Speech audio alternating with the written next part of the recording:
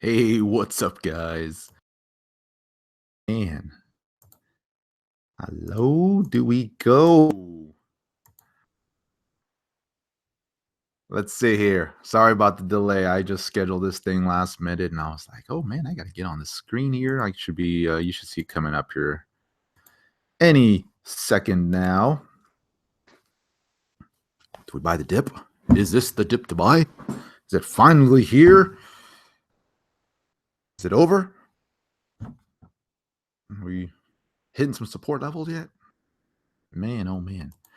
What's up, guys? Node Investor here. Another live stream, epic live stream, checking out the charts, watching a crazy day in Bitcoin. So let's recap here. You all know what's going on. Otherwise, you wouldn't be here with the Node Investor, middle of the night. And I like to say, crypto only likes to do fun stuff when it's like middle of the night, my time. Am I going to tell us that this is a bubble now? It's too late for that.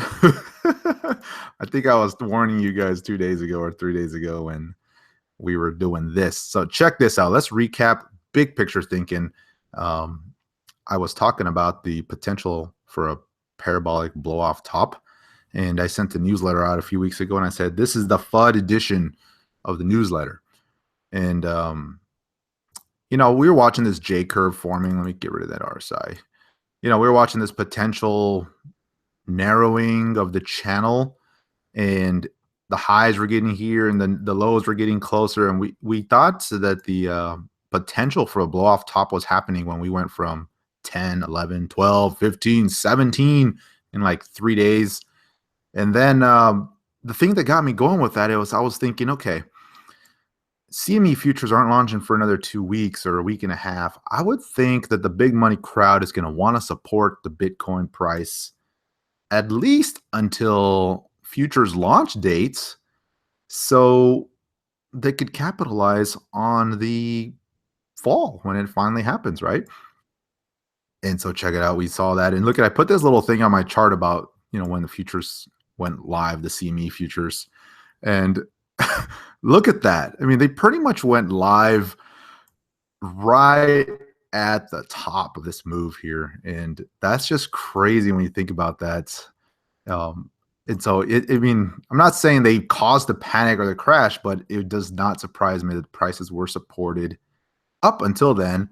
And then now that they can go short like crazy, boom, here we go. Prices pulling in. And how far have we come now from the top? We came down 30%. If you've been around the block a few times, 30% is relatively routine correction in the crypto world. So the question remains, like, is this it? Or are we going to really see a sell-off, more 50%, 60%?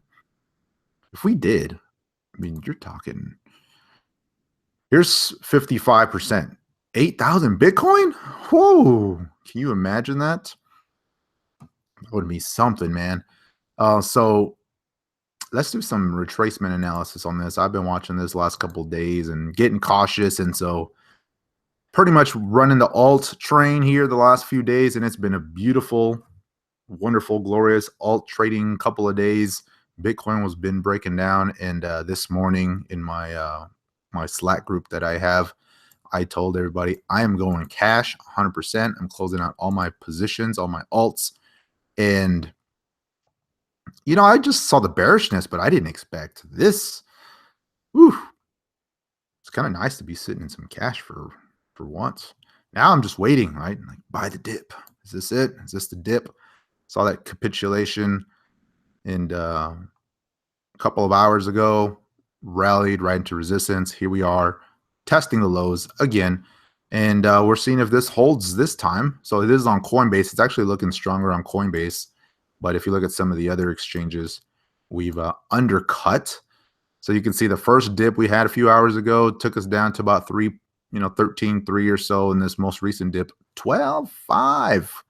I was watching that drop to 12. I was like, is it time?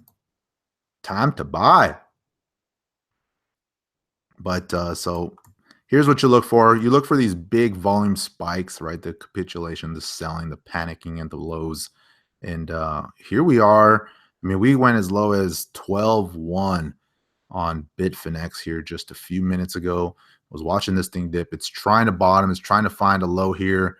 Let's look at the very near-term charts. When you start seeing this type of action, you got to zoom in, right? These 1 hour, 30-minute charts really are just not granular enough. And you can see here in the last few 5-minute bars, we're trying to rally here. We're trying to find a little bit of a low around 12.2. Now, if you are a catch the fallen knife, play the bounce type of trader, which, hey, those are good when you play the bounces, then you can buy it right here and, you know, keep a stop just below the most recent low wicks here.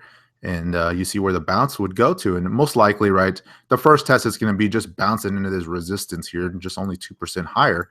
But if we can get above that, then you'd be looking at, you know, this next level up. That's 10. I mean, you can make a quick 10, 12% on some of these trades here pretty quick if you're buying, you know, if you're trading the mentality there. And, you know, some of you guys say hodl, never sell. But let me tell you something. I do that when I start seeing the breakouts and the breakdowns, especially in the trading accounts. I have no problem going to cash on a dime.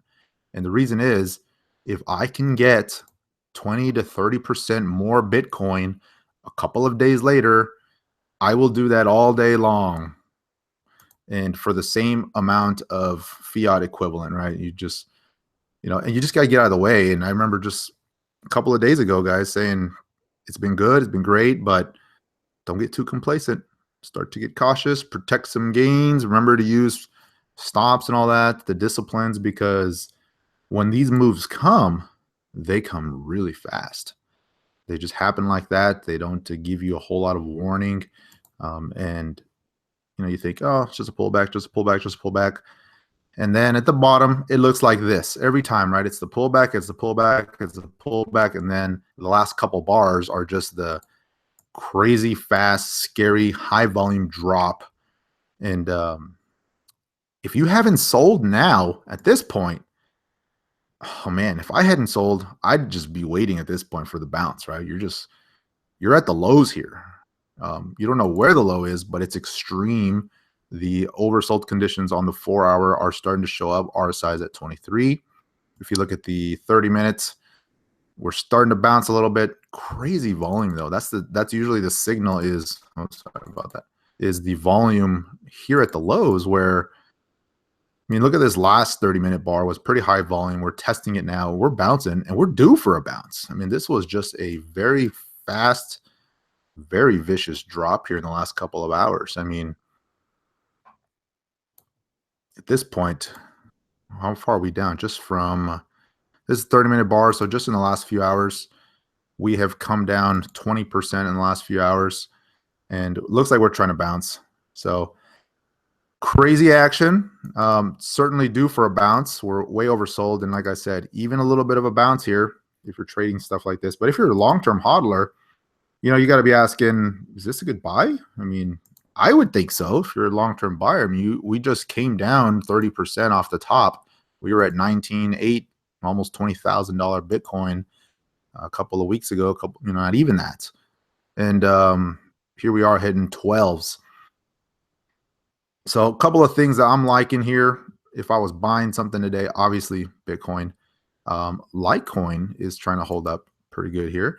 And we're seeing these very long wicks, big volume action on Litecoin, trying to hold up. Let me go to Litecoin on Poloniex here. You can see I've got the fib retracements already drawn because I've been looking at this pretty much for the last all evening, all night my time, and seeing where the next targets are. The first fib level just cracked, hit almost to the next one down. The thing with this is, though, we're just kind of in no man's land here, right? We've had this huge rally, and you can see this big stick up from that, basically that breakout from 148 up to 300 or so. That's not really support. I mean, there's no base there. It was just a straight up rally. And so on the backside of that, you're kind of just like stuck anywhere, right? It could bounce here, it could hit a fib level and then bounce. There's not a lot of really key moving averages. Now, if you look at the daily chart, You can see here, right? We just smacked right through that daily 10 EMA, just crazy action. We were pausing, consolidating nicely, and then just boom. But we're seeing a little bit of a support bar form. We still have some time, plenty of time in this day left. This is the new daily bar, so it could turn into a big support bar. And looking at it versus BTC, holding up. But if your chart looks like this versus BTC, it's still coming down net value because you're basically you're writing it down with BTC. Now, there's exceptions. Ripple, it's kind of like in its own world right now, just doing its thing. It was as high as $1.25 earlier, or $1.20 or so, but it's come, it's been all over the place here with this action. But for the most part, everything is getting hit. There's very few exceptions. I talked about Monero just the other night, saying I think that was a sell signal, upper channel break. Boy, man, that was a sell signal, right? Upper channel break, big volume reversal. Here we go, downside. But that's all Bitcoin driving that. Nobody would have, well, I wouldn't say nobody would have thought. We've been cautious on Bitcoin here, and I've been telling my group that for 2 weeks now. As much as we've been enjoying the altcoin trading and the pump we've been getting there, you got to remain cautious. So here we are, and I'm just cycling through some of these. Decred rallied right into that resistance line. Bitcoin, let's see what Bitcoin Cash is doing here.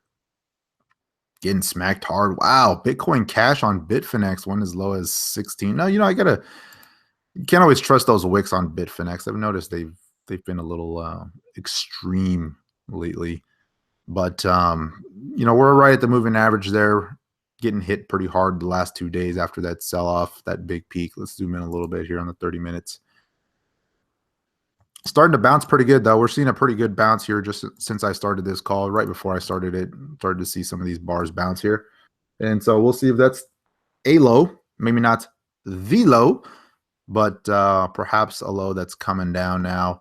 So let me look. I know the comments are flying fast and heavy. I will give you my thoughts on Bitcoin, where we go from here, what we could expect. And, we've seen this before, and we've seen this lots of times. And this is familiar action. If you're new to crypto, if you're new to Bitcoin, if you're new to trading and investing in general, tops don't form in a day, and neither do bottoms. But when you get these extreme lows, there's some characteristics that show up time and time again, and we see those signals, right? So if you guys are familiar with me, if you're not, technical analysis, there's hundreds of indicators you can use, but at the end of the day, price and volume action, that's what it comes down to, right? And and I hate to say this, but man, I love days like this. Just because, you can see it coming, right? So if you get familiar with reading the charts and stuff like that, you can see this kind of action coming. And so I can't say it was easy, but the signs were there. And I started to get cautious this morning, pretty much closed out everything, went 100% into cash. And I love these days because it sets up for some good trading, some good buys, some good dip plays, right? And then the long-term plays, of course, if you're buying it for that. So right now, let's see, this is Coinbase. Let's go to another exchange here that's a little bit more in line with some of the other prices. Bitstamp trying to put in a second lower low. How's the RSI holding up? It's not diverging yet, so I would have liked to see the RSI be a little higher here. The volume pattern. So let's take a look at that, right? So here's the way the selling goes, right? Very typical action of this type of selling. So you see the selling, and it starts to roll over, right? You saw the first peak here, on the bounce, and then you saw a lower high. And then at that point, you start looking at resistance and support levels. This was forming a descending triangle pattern, which I did not like. And that's really what got me really cautious and just got me out of the way here.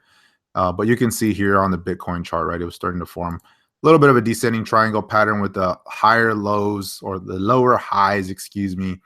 And this started to happen. Once you see this break, right, that's your signal. You saw this break, huge volume break to the downside, try to bounce around, rallied right into resistance, and then big volume. And at that point, I'm looking for the capitulation type of lows, right? Where you see the massive volume, the panic selling at the bottom. And we saw that a couple of hours ago. I wasn't sure if that was the low. It certainly made for a nice bounce trade. Picked up some Neo, some Bitcoin Cash during that bounce trade. Played it for a quick 7-8%, and then cashed out. And as it bounced into resistance, because I wasn't sure if that was the low, right? You got to wait for the test. And that's what I was saying is it will bounce, and then the test will be when we pull back. Do we see a higher low, or do we just continue lower? Well, we continued lower. And so now the question remains is, okay, let's wait for that second capitulation type of low. We're seeing that now a little bit, an attempt of that with the volume just starting to show up here, but the acceleration is just still happening to the downside. You can see here on the 5-minute chart, we're trying to put in a little bit of a low here. And so it's higher, it's a lower low right now. And if we can start to rally, then that's what you want to see with that volume start coming in on the buy side. But for now, it's not there yet. It's kind of just trying to figure it out. We're in this limbo right now. Prices are really dropping fast. Any bounces are being sold into. And so for all of you guys that are just coming into the space and just bought at 19.5, welcome. You are being baptized. This is how we roll.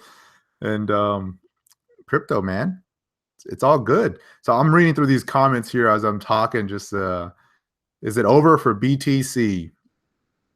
All right, so let me answer that question. Is it over for BTC? So when you say over, I hear two things. Over meaning, is this temporary run done, right? This big parabolic move that we've been in for 2017. Are we done? Are we going all the way back down to 1,000? The short answer is no. And Bitcoin's not going away. Cryptocurrency is not going away. Blockchain technology is only just getting better and stronger, right? But are we potentially entering a bear market, right? Are we potentially going to enter a significant period of consolidation that is more than just, the couple of weeks we've seen in the past where it does this, and then we're off to the races again? Yes, potentially, right? We could see that. But here's the thing. We've seen these in the past. And just because we're potentially correcting it, if you're trading this stuff, that's going to just never go away, right? This space is so volatile, and there's going to always be trading and citing stuff. But here's what I'm looking at, right? I mean, I sent a tweet out the other day with this old video about don't buy Bitcoin because it's going to crash. And it's hilarious. If you haven't seen it, go check that out. But we've seen these periods before, right? Where you have the big run up. Sorry about my chart. I'm trying to zoom out here and pick up this historical period. So this is going way back, right? So you can see now there wasn't much of a market back here, but really started to pick up over here. And you can see the volume really started to come in. And we had the first big pump in 2013. This was Mt. Gox, right? And at that point, of course, like 90% of the volume traded on Bitcoin was Gox. So it's a little bit different this time. But we had the pump, and then we had the crash. And ultimately, I mean, we ended down, the first leg down 50%, right? Now, this is a daily chart, so that was very fast and swift, right? We pretty much went from 1,100 down to 500 in 3 days. Very quick, but then look at the rally, right? The big rally up 70, 80%, and then a lower high, and then the big leg down that took us down another 60%, ultimately down to like $300. And then we started to march higher, rallied back and forth. That was 140%. And so if you're trading this stuff, oh man, I mean, if in the course of like 3 or 4 weeks, right? Like down 50, up 70, down another 50, up 130. And so if you're learning how to do that, you can certainly continue and make good profits doing that. But you got to have a little bit of understanding of the sentiment and technical analysis and all that stuff to be able to do that. Otherwise, you just sit it out, right? And what happens is you get that initial back and forth crazy action, right? The first time when it tries to top, and then it goes up, and then it tends to be like the slow grind down, up, and there's still some tradable rallies within this whole move. But you can see here, right, another capitulation move, up 50%. A couple weeks later, up another 50%. That's huge, right? And then finally it's just like the slow grind down, and then here's like the panic, right? Bitcoin's dead. It's like drop, drop, drop, drop, drop, and then boom, everybody's like, I can't take it anymore, sell it. And that was the bottom, right? And at that point, it just starts to kind of meander its way around, has this huge rally, and then back and forth, and there you go, right? And so that whole thing from top to bottom lasted a year. And then it bottomed and it started the new leg up, right? Now, at that time, Bitcoin was still very young, very new, very unfamiliar. And so I don't believe that a Bitcoin bear market would last a year, because in crypto land, hell, a month feels like 6 months in the stock market and most other traditional markets. And so would we go down for a year and grind sideways? Probably not. But could we come down for a couple of weeks? And absolutely, right? So that's how we're doing it, right? And so right now we're trying to find a low here. We're looking at it trying to bounce. Where we at here? Not too bad. All the exchanges are all different pricing, of course. I'm looking at Bittrex on the other side here, 12.7. This is Bitstamp, 13.4. It's like everything is all over the place now. Coinbase, 13.7. And so we're seeing some pretty wide spreads now as the action gets just so volatile. And let me see here. What's Bitfinex showing? Where's my Bitfinex chart? And then we'll look at the other ones here. I'm just trying to talk Bitcoin here for a minute. 12.8 on Bitfinex. And so some pretty wide orders there, kind of all over the place. Dead cat bounce. Yeah, kind of feels like it for now. And that's the thing, right? You never know if it's the low. You can take some shots at it, but you won't get confirmation until it's like all the way back up to 14.5, right? At that point, you've already had a, off the low, you would have already had a 20% rally. And so that's confirmation you won't never know until then. So you got to just find those spots where you might want to take a potential aggressive high risk entry and see if that's it. So let's take a look at the big picture chart, the daily chart. How low could this really go, right? So here's I keep showing this curve, right? We're breaking below that. We've broke below that moving average. If you weren't following the tweets or weren't getting any of my notices, I was talking about this first test was this 10 EMA on the daily. We needed to close above that. We didn't a couple of days ago. Not good news. We're starting to see it accelerate to the downside. Here's the bad news. All right. I'm just going to cut it straight with you guys.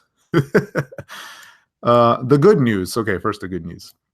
If there's any sort of glimmer of hope in this action today, we're very oversold, nearing oversold conditions in the near term. Right. So I'm thinking in the near term, the downside is getting close from a time perspective, right? Maybe not price, because a lot can happen in a very short period of time. You can get those spike lows, but from a time perspective, we're getting close, right? We don't know if that's in the next 1 hour, the next 2 hours, the next 3 hours, maybe. I can't imagine it's that much longer before we get a pretty decent bounce. But then the bounce is going to say a lot, right? It's like, how far do we bounce? Now, daily chart. Daily chart is not oversold yet. RSI is at 44. Could we bottom here? Yeah, we bottomed here up here but this was a mild pullback. Most bottoms happen when the RSI starts to reach the 30s or below, unfortunately, right? So you saw this bottom happen down here. This is a double bottom with a higher RSI bullish divergence, but the first RSI came down to 31. Then here in July, right, we had that big pullback from 5 to 1800, or from 3, what was that? Yeah, from 3,000 down to 1,800. That RSI bottomed around 27. Then we had the next big pullback from 5,000 down to 3,000. That RSI bottomed around 28. And we've had these mild pullbacks between now and then, but here we were just crazy overbought extreme 91 RSI. We were due for a pause. We made a higher high with a lower high on the RSI, big red flag, divergence. And here we are dropping. We're at 42 now, but that doesn't feel like the oversold RSI conditions. Now, could we have a couple of green days in between and then see some more downside action? Yes. And actually, that's what I believe we're going to see. We've had a couple of that doji at the top might be red. I think it's a red bar, but 1, 2, 3, 4, 5, 6 red days in a row.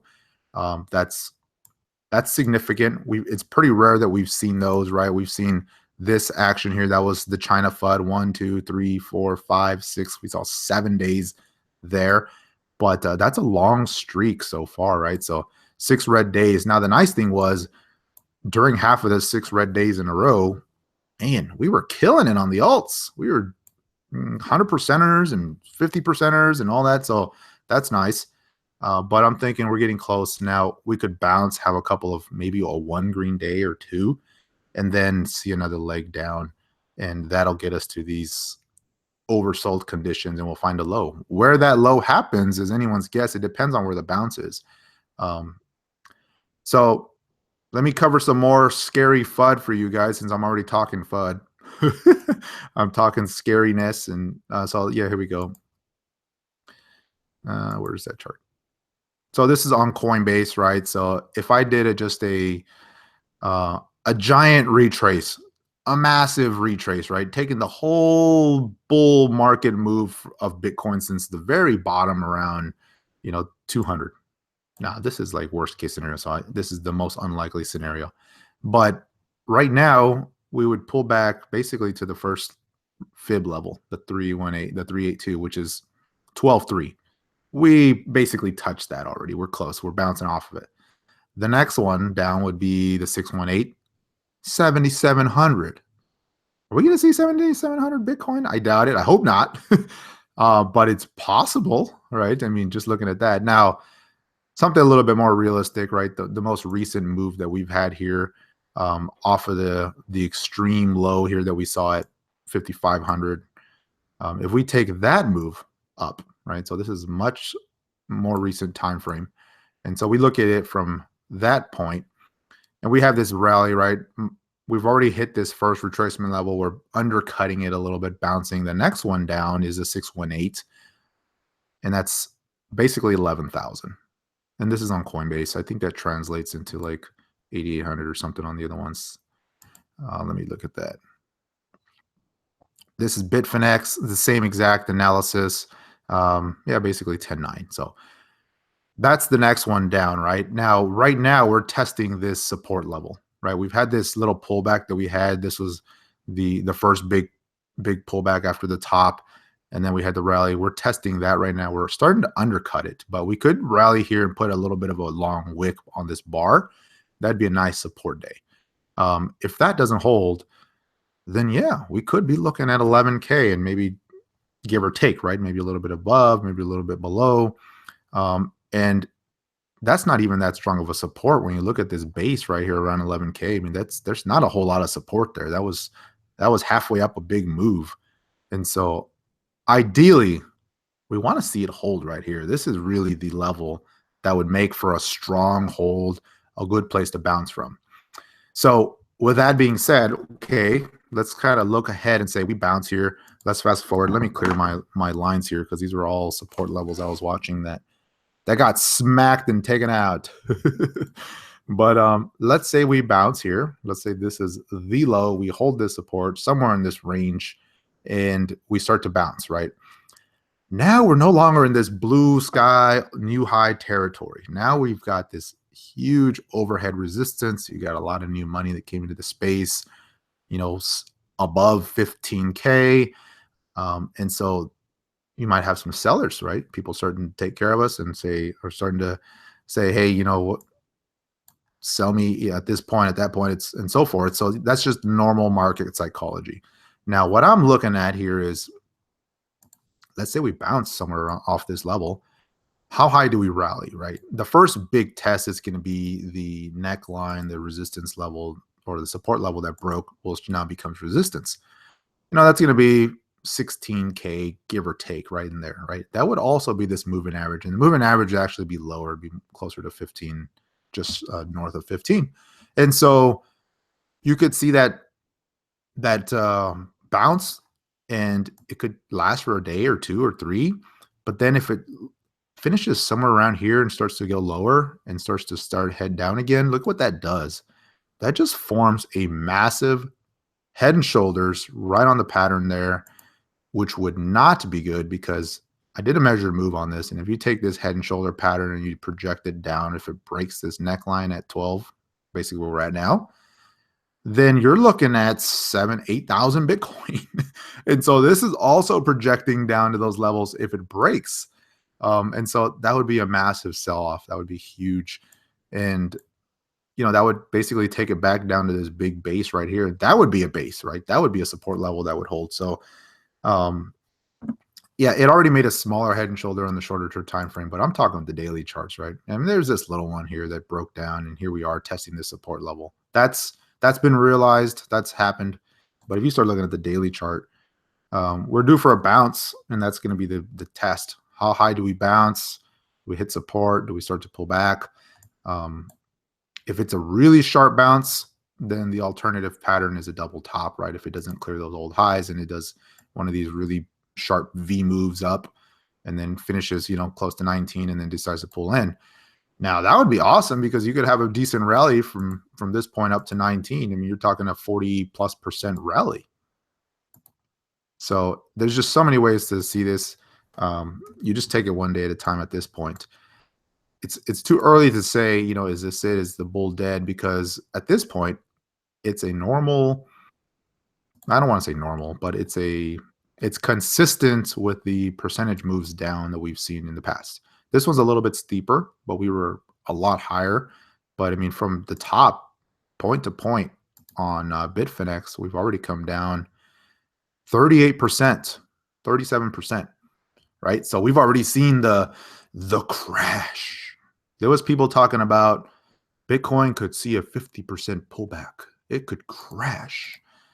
And I was saying, yeah, but you don't know from what price, right? They were saying we could see a 50% pullback when it was 10,000 and 11,000 and 12,000. It's like, okay, a 50% pullback from 10,000, hey man, that would have been a big deal, right? We would be talking 4,900 Bitcoin.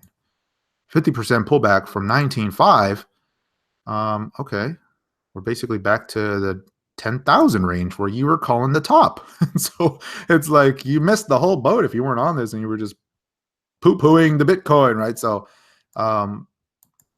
there's always going to be the folks hating it. And right now, the folks that have been just hating Bitcoin all the way up are finally saying, see, I told you so.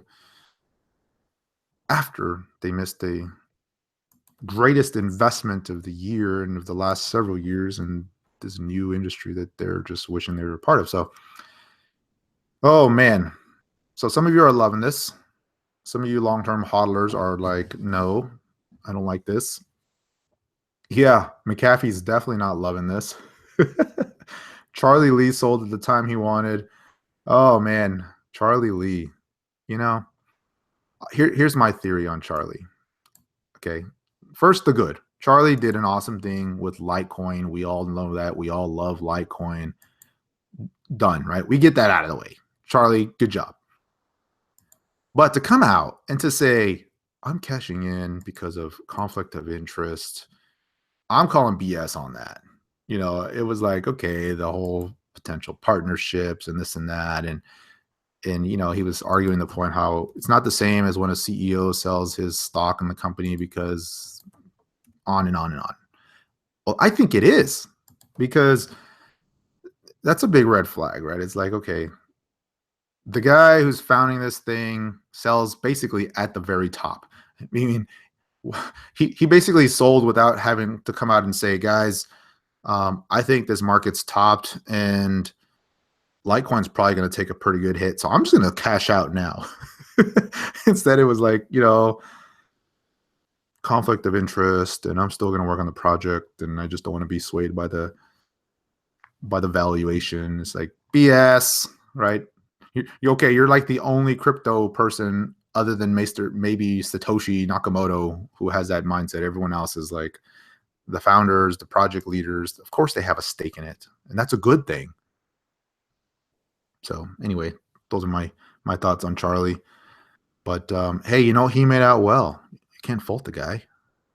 I mean, if he is of an investor mindset, well, hell, right? I mean, I was taking profits at the top too, right? You can't fault me for doing that. I mean, that's the whole reason we were buying at the bottom, to take some profits at the top. So, hey, whatever. But, I'd rather just somebody come out and say that. It's like, hey, man, I'm cashing in. I did well. So it's all good, though. I still like Litecoin, by the way. So let's see here. Yeah. So here's what's going to happen next, right? It's like, we're going to read Charlie Lee buys back 1 million Litecoin at $100. So speaking of Litecoin, let's see here. We're looking at Litecoin. This is Litecoin on Coinbase. Now, there's been rumors, there's been news coming around talking about Facebook partnerships, and I would have to imagine that if that becomes official and really comes out, and Facebook says that Litecoin is going to take a pop. I mean, it's just going to, how high will it go, right? Will it be a double or something? I doubt it, but it's gonna be huge. I mean, that'll be like when Litecoin was added to Coinbase, right? And maybe even bigger.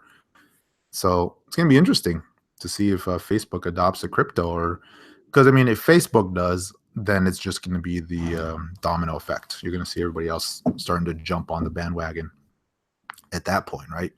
And it's going to be, okay, well, we're going to adopt this crypto and that crypto, and then who knows from there? Amazon, it could really go from there. So, yeah, it would make for some nice mass adoption of that whole thing. So we will see. Time will tell. Hodl your Litecoin. Hey, if you wanted some Litecoin at 360, well, here it is at 230. So you could buy some Litecoin now. All right. So speaking of Litecoin, let me see here. Massive. I wouldn't say massive. Looking at the GDAX side of things, I mean, there's a pretty massive buy wall at $200 Litecoin. A lot of people want some Litecoin if it hits $200. Wouldn't be a bad place to put some like low ball orders in case you get those dips. So let's see here. What else? Ethereum. Let's see what the F is doing. So Ethereum, not looking good here, guys. Ethereum on Coinbase pulling in pretty hard. This is versus the USD pair. How does it look on the BTC? It's actually looking really strong versus BTC here last couple days. Been outperforming very nicely, marching up, pulling in a little bit versus BTC. How much is that? That's not much. 7%. So if Bitcoin's down 19%, then Litecoin's down even more. Neo buy wall. Really? I got to check that out. Let me go over here. Check out Neo on my side here on the other screens that I got going. Neo, man. What's Neo priced at? That was looking really attractive at 58. Did a little bounce play on it. 51. $45 Neo on Bitfinex. Let's see, it has these big spike lows. How many people actually bought Neo at $33? Bittrex has it down to $50, which is basically right at that breakout point that I've been watching on this USD chart. So you can see, this big ascending triangle pattern type of bullish action. This is very wide and loose, no doubt. This has been a wild ride, right? 50 down to 18, back up to 40, down to 22, back up to 48, down to 30, right? So it looks crazy, but the big picture looks really strong and had this nice breakout. I was liking this consolidation right at the top, looking like it was ready to go again, and then Bitcoin kind of spoiled the party here. But yeah, $50 on Bittrex. Wow. Might have to go scoop me up some Litecoin. Or Neo. I was looking at the Litecoin chart on my other screen. Yeah, it's not too bad, huh? $51 Neo. It just kind of depends on when Bitcoin decides to take a pause and bottom out here. So let's see, Neo Dollar. Let me look at RSI here is hitting these pretty lows, pretty extreme lows on the 30-minute chart, but that's not a whole lot. Let's see the 1 hour. 1 hour's finally getting oversold here. I was looking at this a couple hours ago and I was like, dang, 4 hour and 1 hour not even oversold yet. We can see some more downside. And sure enough, getting close now. Finally, we're getting close now. How strong is Ethereum when it fallen 23%, BTC 19? It's not. That's what I said. It was down 7%. So it underperformed Bitcoin 7% today. Most alts did. There's very few that went up versus BTC when this whole action started. And that's usually how it goes, right? If Bitcoin takes too much of a hit, they're just going to take a stronger hit to the downside. You know, a small sell-off in Bitcoin's good. A big sell-off, everybody freaks out. So, all right, let's take a look at some other charts. I'm just watching this Neo chart, see how it does, where it wants to bottom. Looking at BTC here. Let's go back to BTC because that's going to be the first one that bottoms. And when some of the other altcoins start to suspect that Bitcoin is maybe hitting a low point, you're going to see the other ones rally probably a greater percentage magnitude to the upside. So right now, I mean, even if Bitcoin bottomed right here, a decent rally, right, would take us up 10 to 15% before we hit this moving average. That'd be the first test of the downside. If we're going to continue to see some legs down, they tend to rally right into those moving averages. And you've seen that here, right? Stair-stepped. It broke down, rallied, broke down, rallied, broke down. And that's just been a wall on the way down. And then all of a sudden here at the end, right, it's like straight down. And now we see where this bottoms out. So some of you guys are asking, we're down. What do we do? What happens next? Panic selling, right? And I get that. A lot of new people came into this space here in the last couple of weeks. Portfolios are down. Things are getting hit. At this point, I'm expecting a bounce. Like I said, I don't know if it's like in the next hour, if it's in the next few hours, but I'm looking for a bounce somewhere here. So from a time perspective, I mean, if I was still holding right now, I probably would not be selling here at this point. If I already rode this whole thing down, I'd be at least selling into a bounce and looking for some strength. Could it go lower? Absolutely. But I think the bulk of the downside has been seen for the day. And then we'll see a little bit of a bounce. Now, longer term, who knows, right? A couple days we could see a bounce, or we could see some more red days in a row. As scary as that sounds, but I mean, we're down 20% today. Yeah, we could come down a little bit more on the day, but I would probably hodl at this point if you haven't sold already, man. So what am I hodling?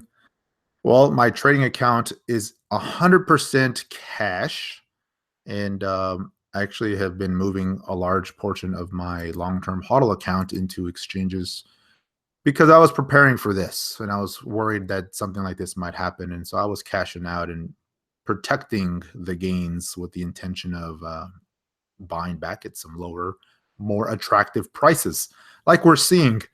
And so I'm still hodling some portion of the portfolio, but certainly a large portion has moved into cash.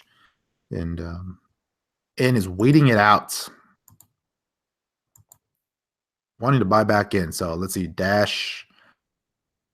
My buddy Rio Crypto was calling for 11. Yeah. Cool, man. Let's see. I like Rio Crypto, by the way. Randy's a good guy. So let me go through some of these charts. Let me just cycle down now, okay? So, and then I'll cover some of the ones you guys want to talk about here. So Cardano, one of the ones I'm a big fan of going into 2018. I think the platforms are going to do well. And, it just depends on how far down this corrects. You might want to wait this out, but this is one I'm looking, right? I'm liking this, and we'll see here. So Cardano looking pretty good, still holding up. It just needed to consolidate versus BTC. Obviously, it's coming down. Everything is, but after that massive run, look at the volume on the downside, right? Versus BTC, it's like starting to dry up a little bit. So I'm still liking this one, especially going into next year. Let's see here. 8x. I was liking this earlier today, looking at potential breakout on this, but not right now. So ARC. Oh, ARC. You were looking so good. Still breaking that downtrend, though. I mean, ARC's broken that downtrend, had his huge run, pulling in now versus BTC. But the action here, the volume on the bottom is just like so good. I mean, it's so bullish here, but it's had a good move, so we'll see how far down it goes. Basic attention. Bitcoin Cash. Oh, Bitcoin Cash. All right. Who hates Bitcoin Cash? Everybody just come out and say it. It's all good. Bitcoin Cash. So you guys are asking, why did I not warn your supporters? Well, first of all, I usually don't communicate all of my trades publicly. I do have a group that I tell, but I've been telling you guys about be careful. I issued a newsletter talking about the potential for a blow off top and the J curve, and the backside of that J curve is not usually fun, like we're seeing today. And in my last live stream, guys, I said, hey, things are good, things are fun, but be cautious, be careful. And so just saying, guys, you know, I know there's a lot of guys out on Twitter and YouTube that are like giving you every single trade and their portfolio holdings and all that stuff.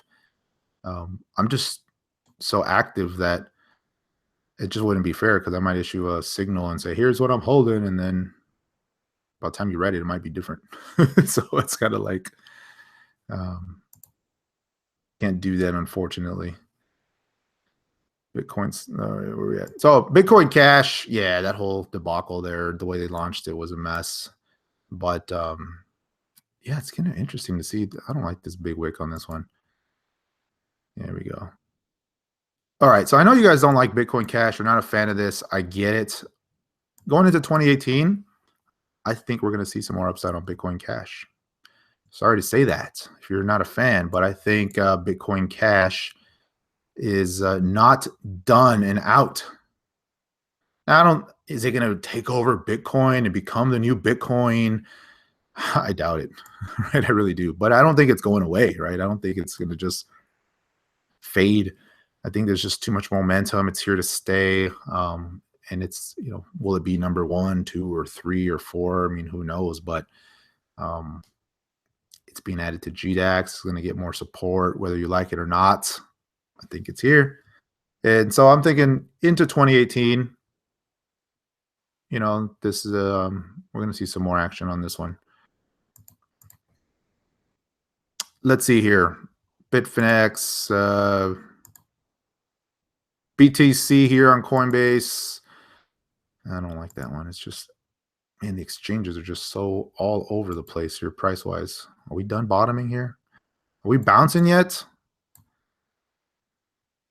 It's not very strong of a bounce.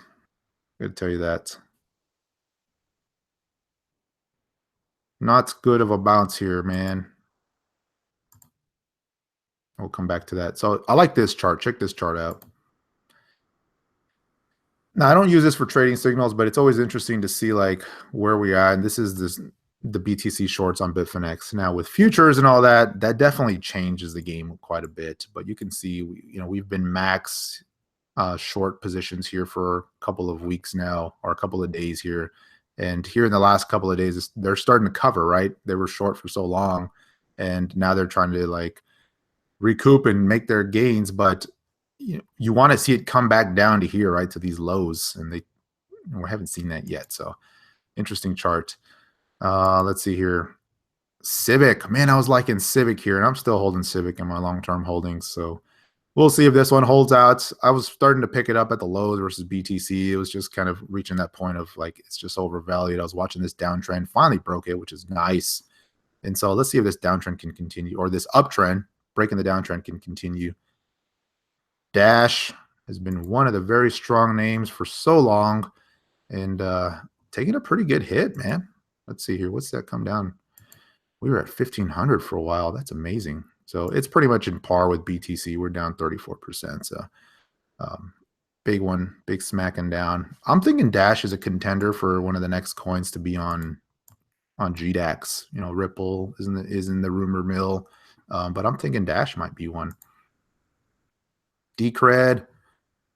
I was liking Decred here. I was hopeful it was going to break this downtrend finally.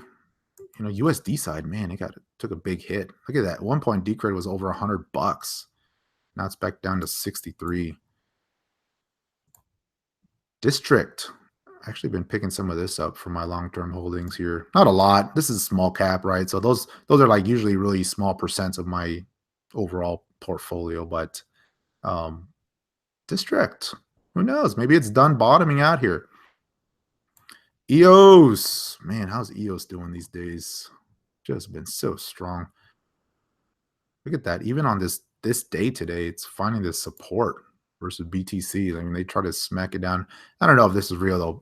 Bitfinex just has these long wicks, but it's trying to hold up. Ethereum Classic taking it pretty hard here. Ethereum Classic USD just dropped from $42 to 26. Ouch. See here, Ethereum. So Ethereum BTC here, kind of zoom out to the daily chart. Obviously, it's been marching up, stepping its way higher. Still looking pretty good. Finally, just running into a little bit of a resistance zone here versus BTC. USD side, man, I was really liking this. I was thinking we were pausing, maybe setting up for a new breakout here. Right here in this, you know, these last couple of hours down here was ripe. It was ready for a breakout above that 850. And that's where it just failed, unfortunately. Boom. So, and that's with Bitcoin. I mean, it just, you know, it's just that's gonna happen, right? With Ethereum and Litecoin and any of the names that you know, they sometimes they're inverse, but not for long, right? So if the Bitcoin starts to take too much of a hit. Now here on Polo, it's come down quite a bit. Let's do some film on this one, some retracements. How far can we go? So if we do, let me see here. If we do from the breakout, this most recent consolidation breakout, we're pretty much at the 618. We've touched that today, so that'd be a nice place for it to hold.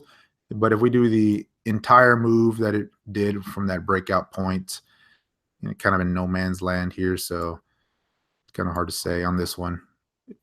A lot of these, unfortunately, they've broken support, and then the thing is, they had these massive rallies right here, right, where you see these couple of days in a row where it's just straight up, and anywhere in between there's just not a lot of support, right? So they can, you know, they can pause here and bounce around, but it's kind of hard to guess. It's not like when something pulls right back to a breakout point, like right here around that that 500, where it's a very, you know, generally speaking, these resistance levels, once they break out, they become very solid support levels. And we've seen that in Bitcoin, right? So many times over and over where it, let me go to the Bitcoin chart.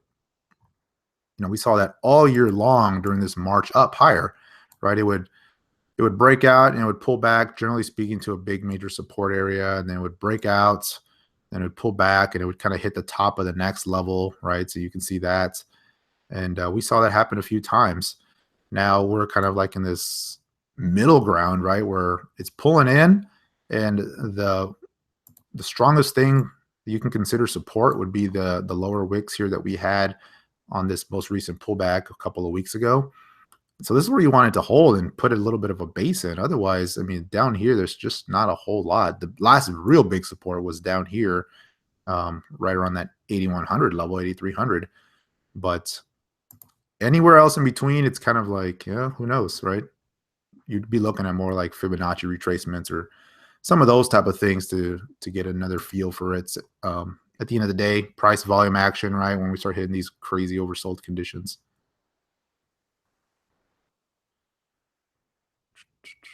Let me see here. Let me go through some of these. I'm sorry, I was reading your notes here on some of these.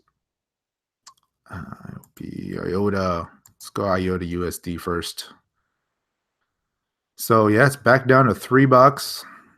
That's too bad because it had a nice little bull flag that it was putting in, came down to around 340, and then had that nice breakout, and unfortunately failed here with the action we saw today. But that is too bad because I was really liking that setup on IOTA. Right now, a lot of these charts, unfortunately, technically speaking, they're just kind of they've been broken. You're gonna have to wait it out a little bit more, wait for some basis to set up, some bottoming formation patterns on some of the shorter term time frames. Let's get the 4-hour.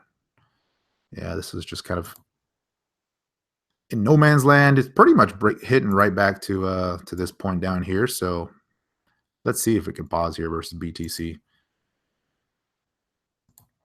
Komodo was strong, right? Man, look at that.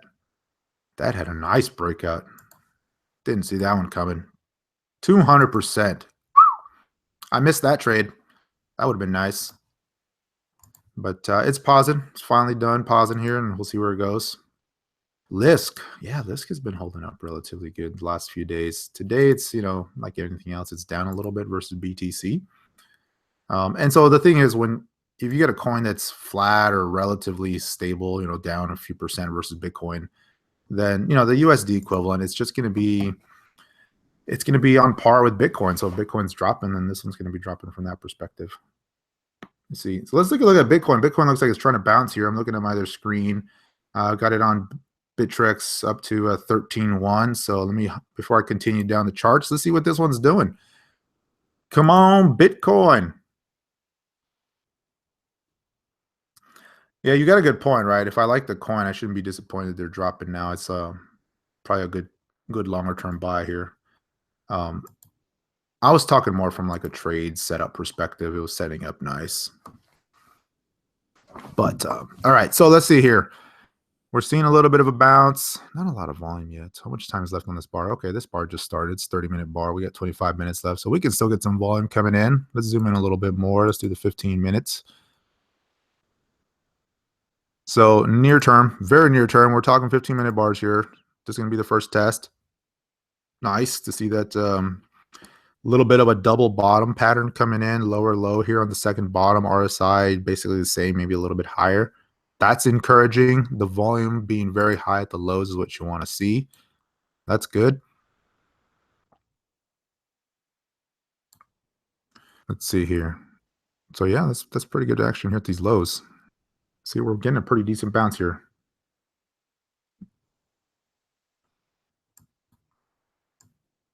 Let me go to the even more closer time frames. So this is 5-minute bars here, by the way. So right now, kind of just bouncing into that line right now. We'll see if it can overdo that line there. That'd be a good sign here and might trigger a little bit more of a sustained bounce finally. That first bounce we saw a couple hours ago was a little weak. It was like, okay, well, here comes the bounce, and not so much. This current bounce here, let's see, we could probably rally up into 13.8, maybe 14, overshoot a little bit. That's going to be the first test. We can get above 14, be a good sign. But you got to remember, it's going to ebb and flow, right? We'll have a pretty good bar bounce, and then we'll have a retest, a little bit of a pullback. So if it gets like 14 or so, then you'll see this thing pause, pull back, and then best case scenario is, it pulls back. It does one of these type of things, pulls back, and then finds a higher low somewhere around here, and then starts to really take off from there and give us a nice little rally. So we are due, man. We are overdue. So, okay, so someone keeps asking me, how do we get in the group?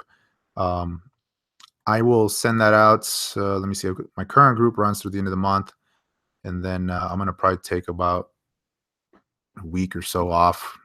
I'm due for a break here, and then I'll reopen it up for registration in early January. And that will be on my website, noteinvestor.com. I'll go ahead and post that on there. So let's see. Back to the Bitcoin chart. Come on, break above that resistance level. You can do it. We're rooting you on, Bitcoin. So it's always interesting to see if, once Bitcoin starts to show that maybe it wants to get going here, see which other altcoins start taking off first. Let's go back to Neo. What's Neo doing here?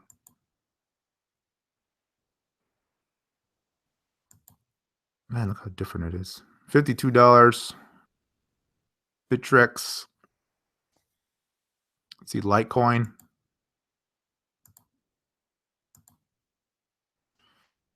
Litecoin's doing pretty good here.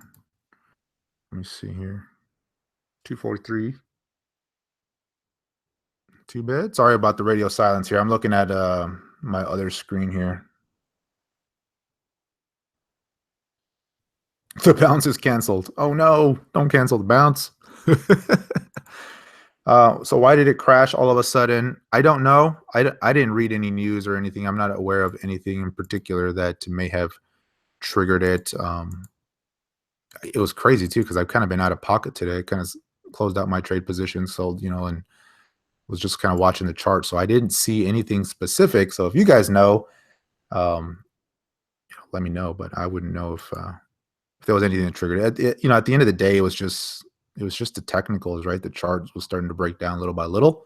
Started to break down below some key support levels here, and I think the selling just started to feed on itself at that point.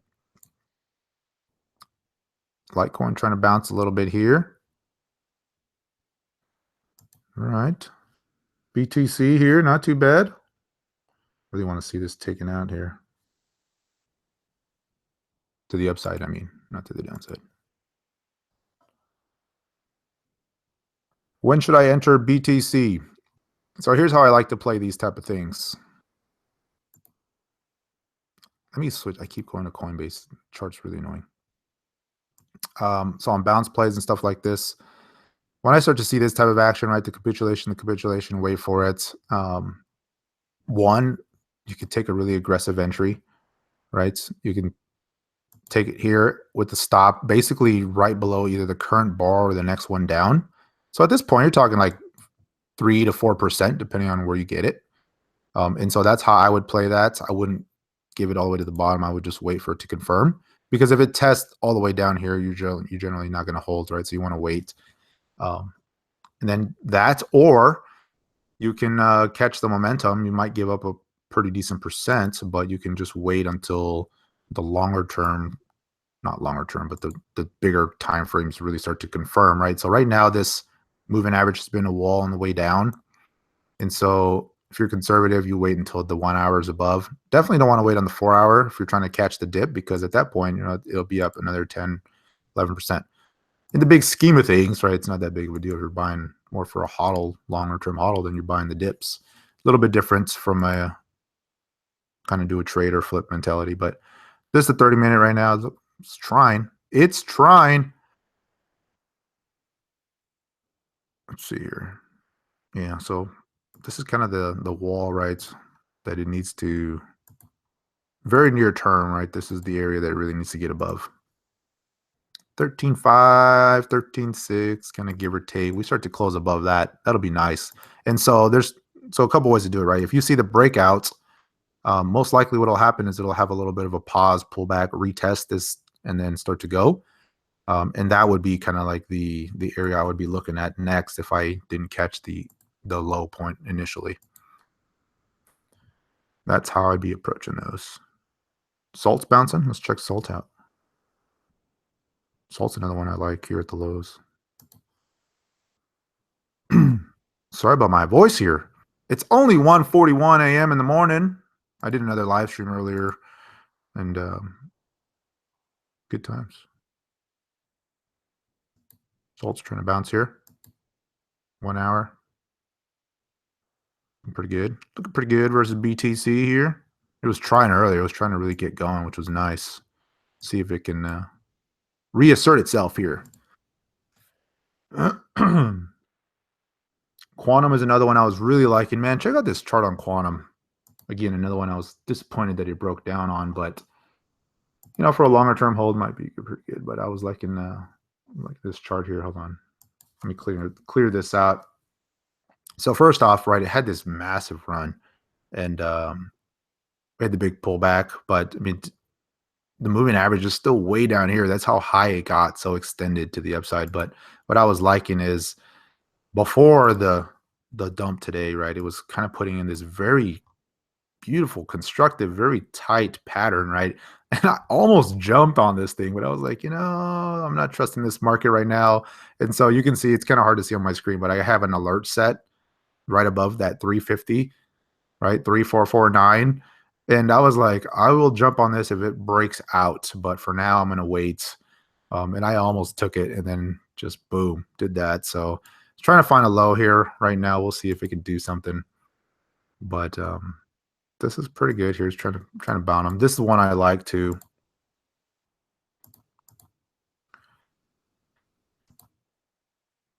All right, let me see. 13.1 coming back down a little bit.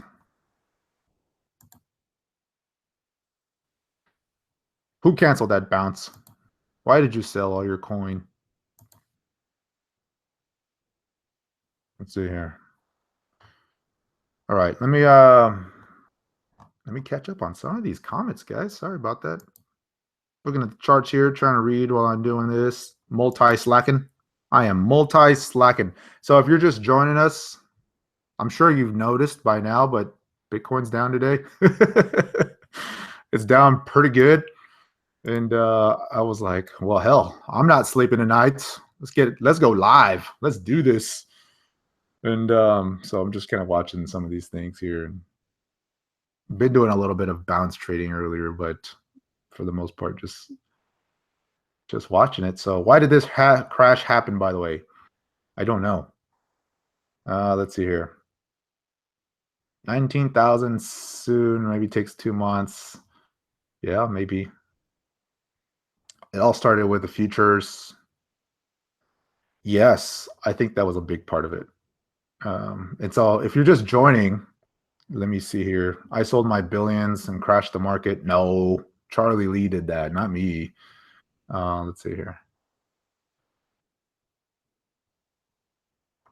Okay. So yeah, if you're just joining, I want to go back to what I was talking about on Bitcoin and some of the futures and stuff here. And so two things, right?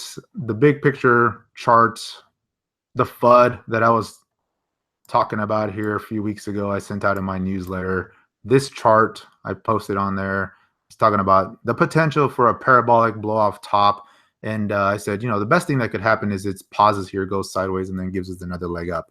And, what I was thinking is,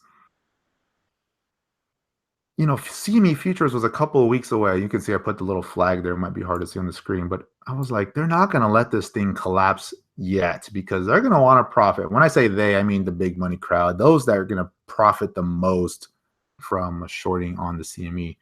And that's what happened, right? We had a little bit of a pullback, then the CBOE launched, and that's not as big of a market. CME futures was really the big dog that we were waiting on.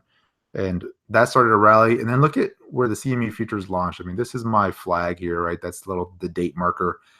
And that was basically the top. And since then, anybody that was short on that side of the trade over there, I mean, they're doing pretty well right now. They're 31% to the downside. And so it's just interesting to see that prices were supported and maintained and held up until after futures were live.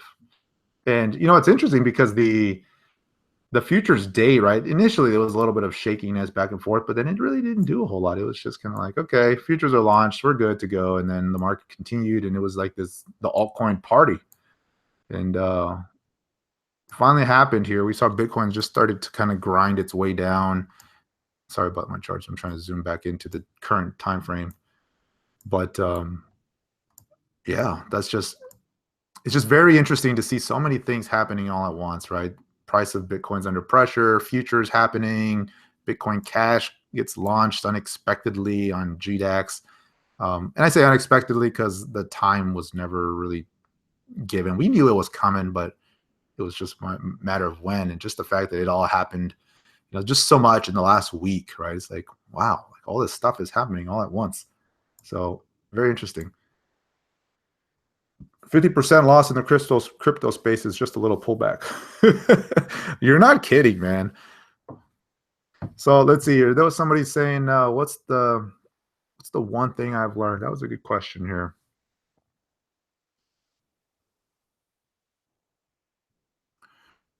So if you do buy back in, when would you sell off again? Any signs? Very good question. So let's cover that. And so here's what I'm looking at, right? There's a couple ways this could play out. First is the low end on the daily chart. It's not saying it's in, personally. I don't think it is. But we've had a pretty good series of downside action. I think we're due for a bounce. Maybe we see a couple of green days, maybe more. But the test is going to be when we bounce, how high do we bounce, right? Are we going to just test, make a lower high? And if we do, is it going to create this massive, head and shoulders pattern here type of thing? Or do we go straight up and do more of like a double top, right? Or pause? So a lot of it is going to depend on how we bounce. If we start to somewhat go sideways here, if it's not like a big V-shaped bounce, that would be best case scenario, honestly. If we started to do one of these type of things and rallied in a higher low and just build this massive base that went on for the next 3 weeks and maybe put in like a big ascending triangle pattern at the top or a cup and handle or something, that's best case, right? That would be the most bullish scenario, because then you would give the chart some time to digest this big run it just had without it coming down any further. And so if we saw that go sideways for a while, I would just love that. But if we go straight up and then fail just a little bit shy of the old high and start to come down pretty south, no, that's going to be a big warning sign. You better buckle down at that point. So that's kind of what I'm looking for. Next couple of days, I'm going to really be watching the bounce. And again, this is all based on an assumption that we're at the lows or pretty close to the lows, and I'm thinking we might be the near-term lows. I don't know if that's the low. Nobody knows if that's the low. But come on, man. This bounce ain't all that great. So how long is this going to affect the market? Well, it just depends on how much deeper it goes. And here's the thing, though. I mean, we were just so over exuberant here recently, and just the excitement and everybody's jumping into space. And this is really healthy, as long as it isn't just like collapse, which I don't think it will. This is really healthy. We've got futures launched. ETFs are coming around the corner. More investors want to get into the crypto game and get exposure to crypto and Bitcoin and all that. And they've felt like they've missed a party.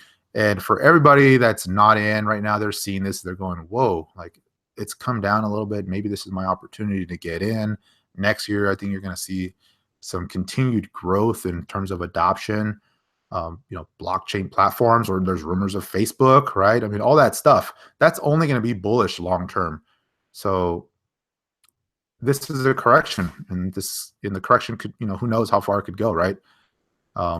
Somebody said we're going to see 40,000 Bitcoin by the end of 2018, but between now and then, we're going to see a 50% correction.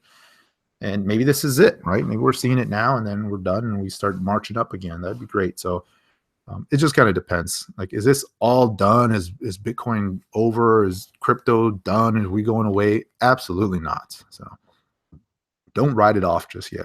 And here's the thing, right? After the correction, you never know which is going to become the new leader, but it's always a surprise, right? It's always new names that show up, different things that start taking the lead.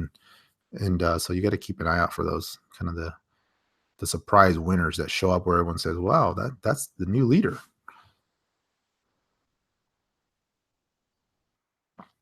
Do I think alts will ever break their corrections with Bitcoin? Yes, I do. I think we're starting to see some of that.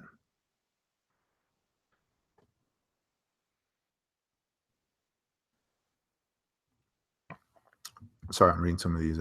TRX, that one is really surprising a lot. The Bcash gang, it probably was, man. Don't underestimate the Bcash gang. And it was Charlie.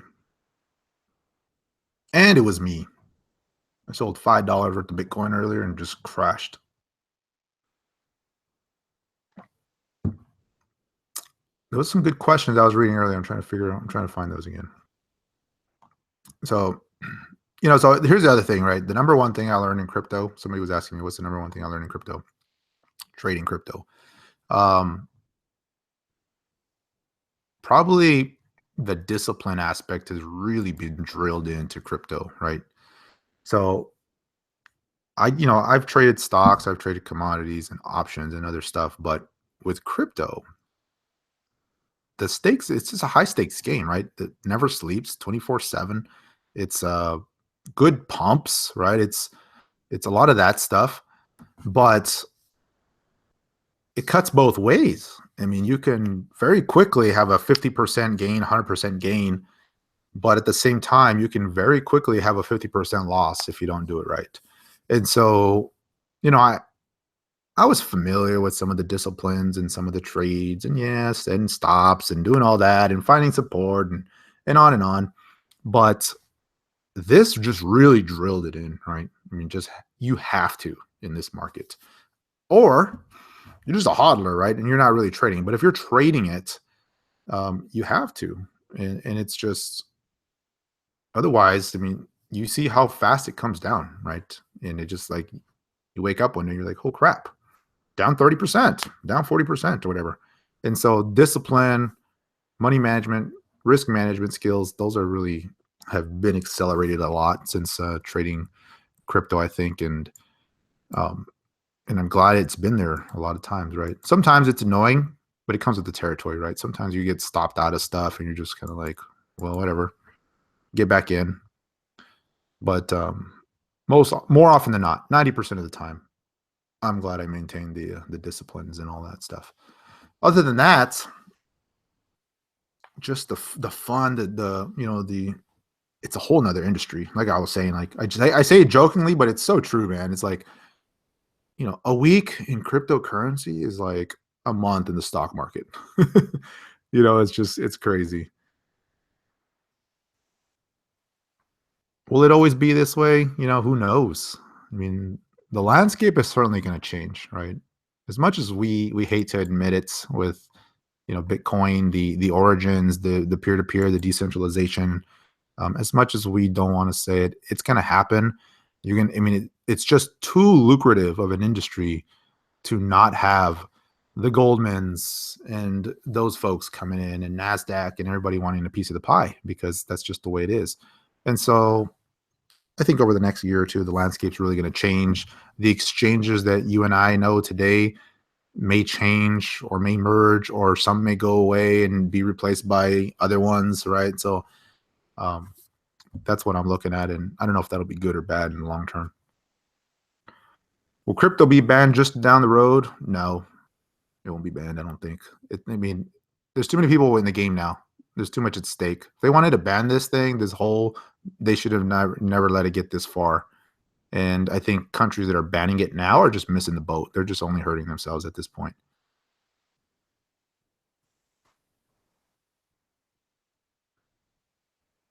Let's see here.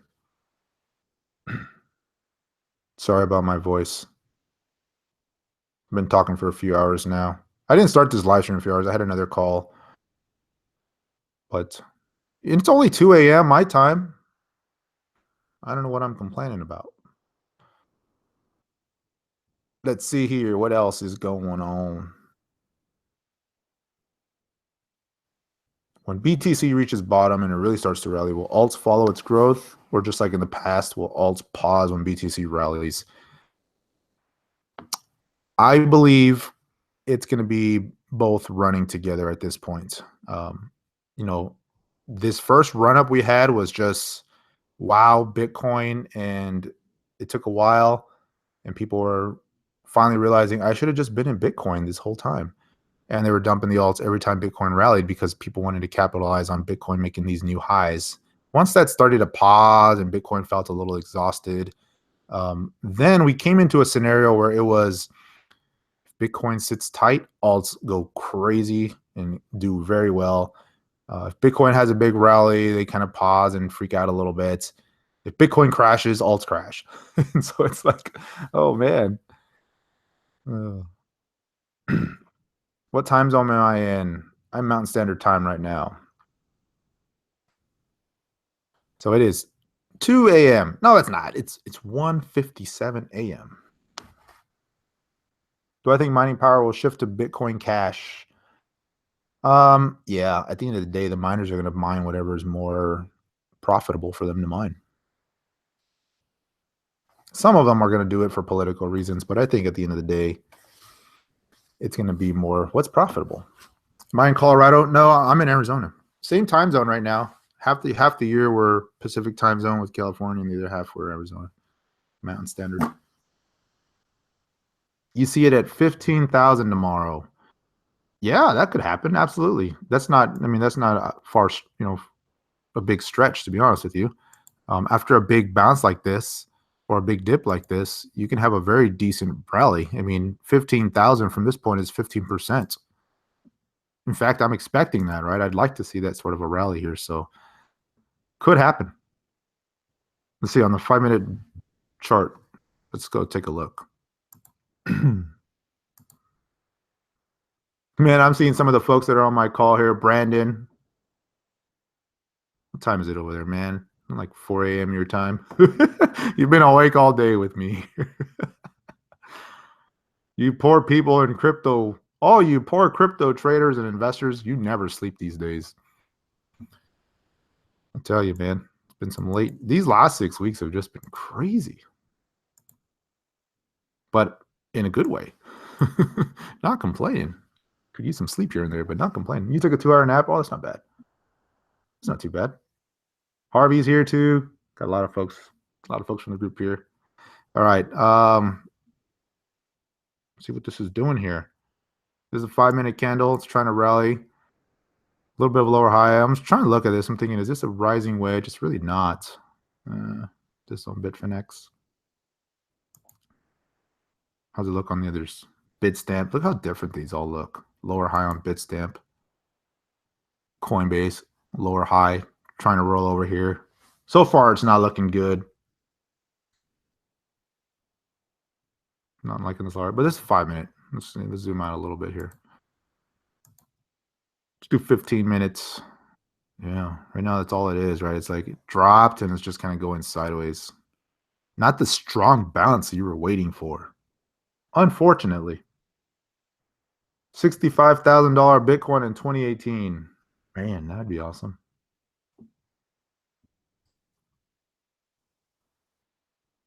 Retire. This is too much fun to quit. It is. 15,000 in a couple hours.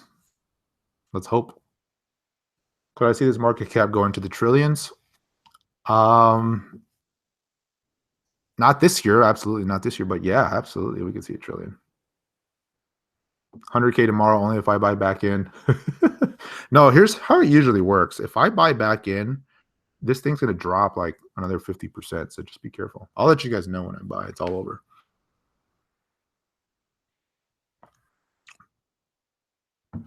We can sit, eat pizza, drawing lines. Dude, I could draw lines all day long checking out charts. I look at a lot of charts, by the way.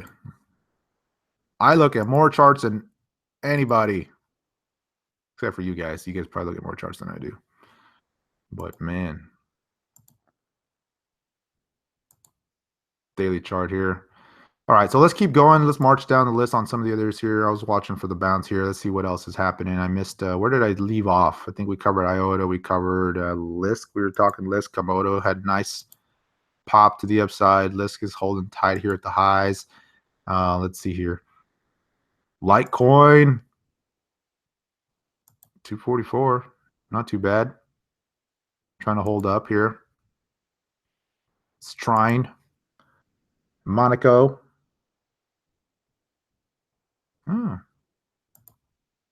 See here. So it's putting in an interesting symmetrical pattern here on the 4-hour chart.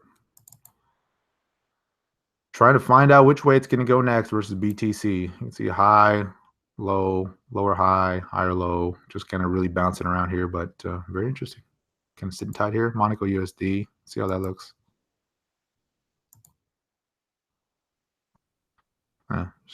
Looking like Bitcoin. Metal. Neo. All right. Anybody buy Neo off that dip? Man, Neo $50. Sounds like a pretty good deal.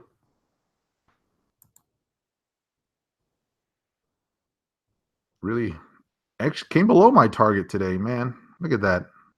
below my target. This was my downside target when I was watching this little this, double top pattern form.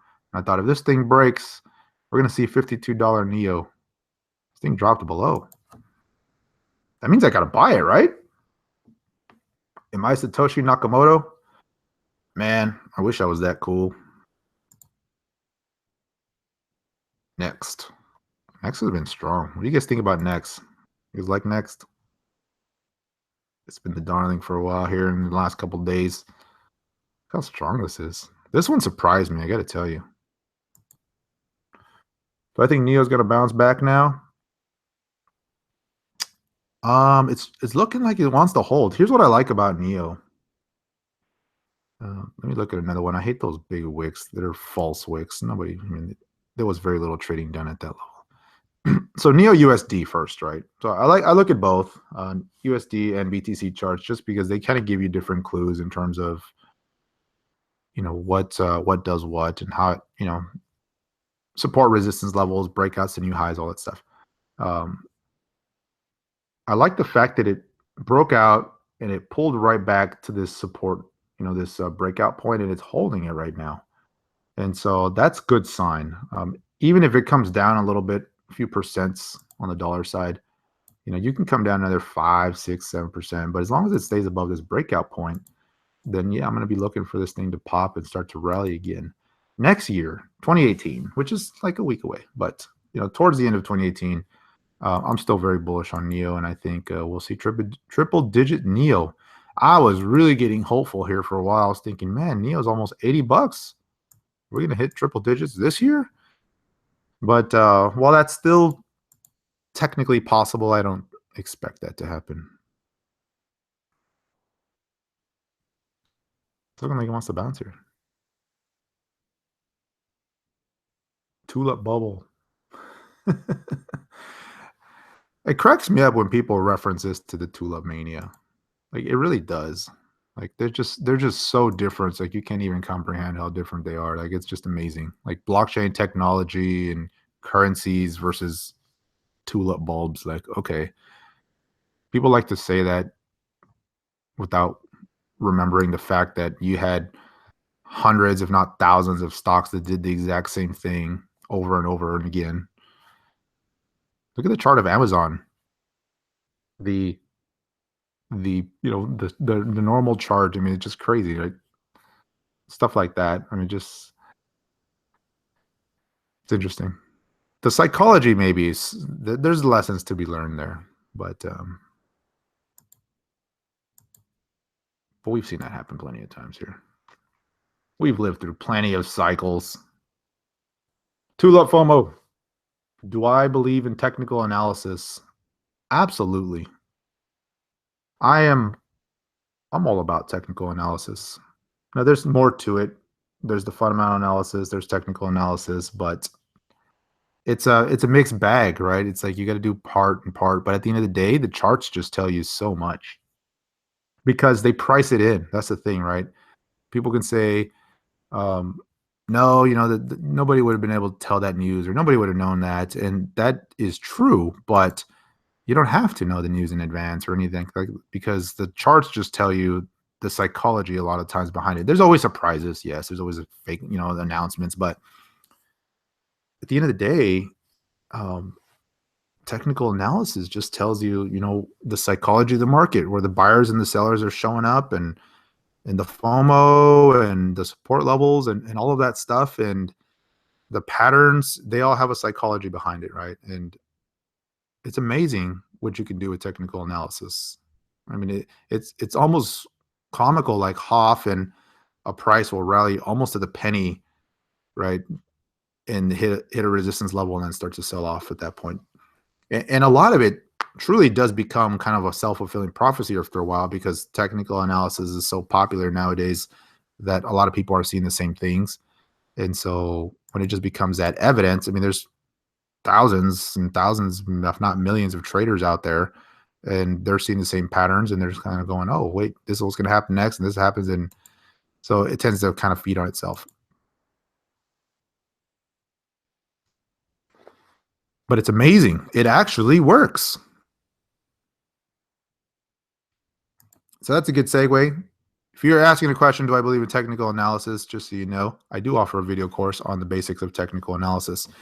So I have two courses, a 101 course, which most of you guys probably don't need because you probably already know how to buy Bitcoin and how to use an exchange. But I have a technical analysis course where I cover chart patterns, stuff like that. And I'm in the middle of working on a third one. It's going to probably be a little bit of a hybrid course where it's going to be more live demos and webinar type stuff, but it's also going to be a video course that is more tailored to the traders and those that are wanting to learn more about actual trade execution, buys, sells, entries, stop losses, all of that stuff. You got to know the technical analysis to be able to benefit from that. But that's going to be the next one that's on the way. And it's cool, man. It's fun trading cryptocurrency,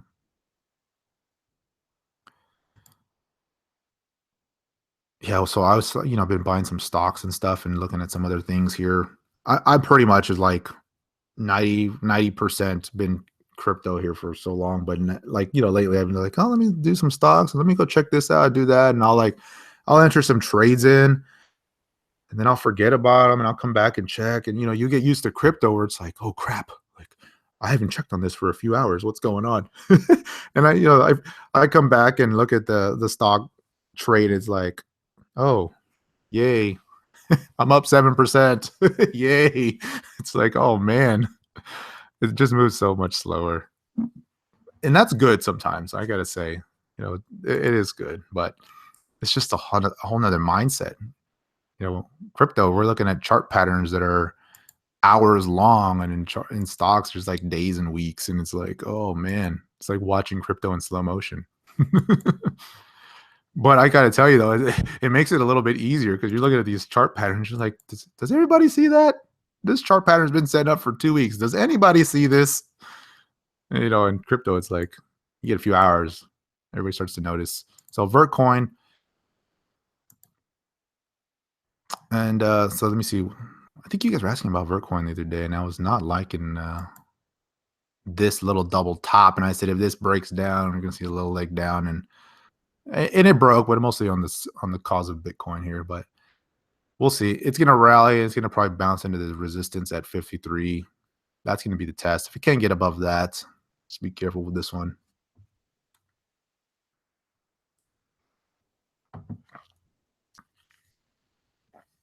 Do I think BTC will shoot back up? I'm waiting for it to. I think it will. How high it goes is the big question, though. I mean, this is just very, this high volume here at the lows, generally speaking, right, tends to favor that we've hit a low point near term. The selling has been exhausted. Buyers started to step in at a certain point.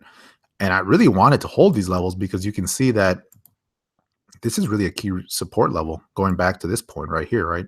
That's the low we held, at the early part of this month, had this rally. We're bouncing, and here we are. Like, this is an ideal place for it to really hold and rally up from here. Now, the rally is going to be what I'm really going to be watching. That's going to be the test, right? If we rally and it's just this very weak, low volume rally and it starts to fail, then watch out, right? We'll have another leg down. Shoots out of the gate, and we start to see some good volume start coming in day after day, then yeah, it'll be good. And then the big ultimate test will be if we get if we can start to see the old highs again, right? 19,000. Do I think it'll shoot out of the gate? I think we're going to see a good pop. I don't know how high it'll go. I'm thinking it'll at least go to 14,715, maybe up to 16, which is this neckline that it broke down from here earlier. And that's going to be the big test if we can get above that. If it's going to remain in bearish mode, that's going to be where it fails. And that's just very typical of how this pattern type of thing plays out, right? So you'll see the big shakeout. You'll start to see this, this rally that does something like this, and then it's going to test that line. If it can't get above that line, that's going to be the line I'm looking for. Then be cautious, right? That'll be the test, the ultimate test. And it most likely it'll go up to that point and then pull back a little bit, and then it'll see if if it breaks above or loses momentum there, right? It's not going to happen all in one shot, but when you look at the big picture, that's what I'm going to be looking for. Hey, somebody order me a pizza. Well, actually, they're probably closed by now. It's 2 a.m. I have to go scrounge into the refrigerator. I got plenty of cookies and good junk food from the holidays, man. I'm loving this.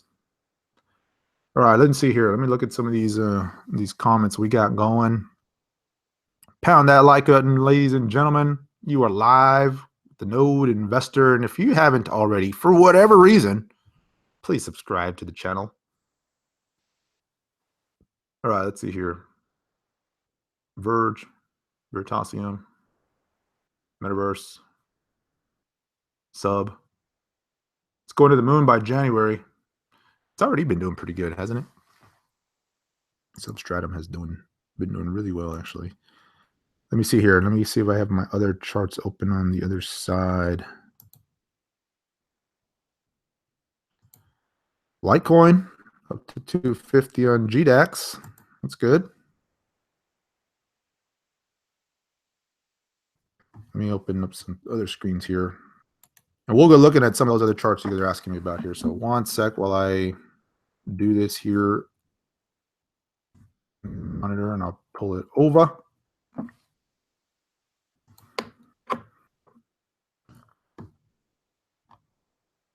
What's your favorite exchange? It just depends on the coin. You know what? Lately, for when it comes to trading, right, the most important thing in trading, as far as an exchange goes, is the speed, right? You want the exchange to be very responsive, very reactive, and being able to enter and exit on trade as quickly as possible. And I gotta say, Bittrex really stinks for that lately. Oh my goodness, it kills me. I mean, you enter a trade, an order, and you try to cancel it, just, oh man, so slow, so irresponsive. Just, it cost me quite a bit this week, I gotta tell you. On one particular trade, it cost me a lot. I was not a happy camper. We're talking like one trade cost me, I hate to say it, I'm not going to say it, but I was mad for a couple of hours and I worked my way back from it. But still, I was like, damn you, Bittrex. But to answer your question, I like GDAX from a responsive perspective. The fact that you can just click on the charts, enter the price automatically. Binance is pretty good. I don't really use Polo anymore. I haven't used them in, I can't tell you how many months. What else? So Kraken, I have an account with them. I haven't used them in, I can't remember how long, 6 months at least. But they're supposed to be coming out with the new UI, which I'm looking forward to. We'll see if they can up their game a little bit. But I do like GDAX, I got to say. Having the market orders, I used to really like Bitfinex. The usability on Bitfinex was probably my favorite, but they kicked me out. No US. Now I got to move to Hong Kong or something. But I used to like that just because the chart was basically like TradingView, and the ordering, you know, they had trailing stops, which I really wish every exchange had. They had, you know, just different things you can order, just different type of order entries and all that. So that was pretty good. You can edit orders, which I really liked. So you can throw an order out on Bitfinex and then edit it and adjust it while it's still there instead of having to cancel it and reorder it. So pretty cool. But yeah, I kind of wish like there was a blend, right? There's some things I really like about GDAX that I wish was on other exchanges, and there's things I liked about Bitfinex. It's kind of hard to say. There's no perfect one. And crypto is just a long ways away from like the sophisticated order entry and stuff like that you find on like stocks and futures, where you can do one cancel other order, and you know, just a little bit more, you know, kind of more advanced type of stuff. I just wish crypto had that. It'll get there. It's just not there yet. Most of the exchanges don't. Like, have you ever used like Interactive Brokers or some of those type of trading platforms? I mean, there's just so much you can do on those. It's very nice. Yeah, we can use VPN. The reason I don't though is because they won't support you, right? So like that's fine and dandy until something goes wrong and I actually need their support, and they're going to be like, nope, you're US, we're not going to support. No customer support for you. So that makes me a little nervous, right? I'd be hesitant to put any large amounts of money on exchange if they told me they would not support me if I needed them.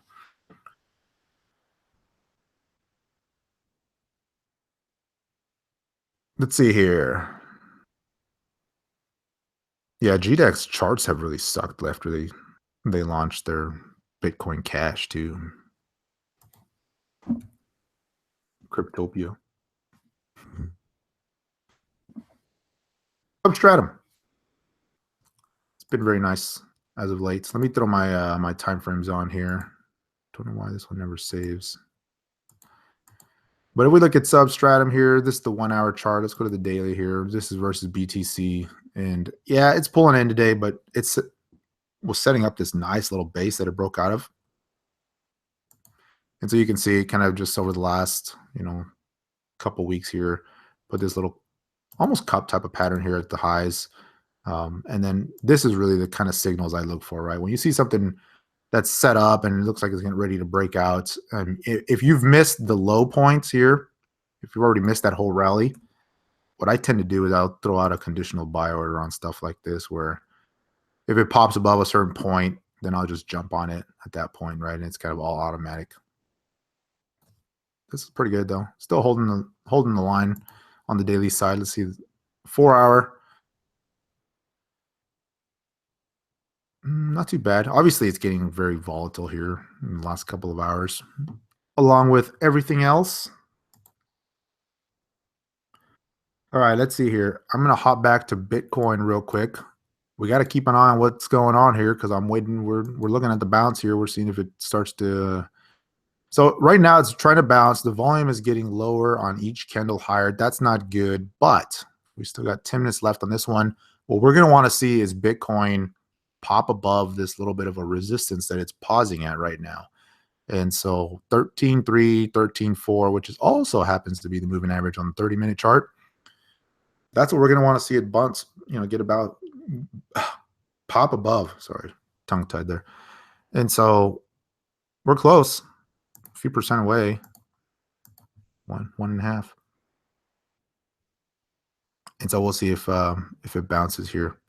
Ideally, that's what we want to see here. All right, let's go back. Let's go back to the other view here. F is trying to. Let's check that out. You guys buying the dip here? Who bought the dip? Come on. I want to know. Everybody bought the dip.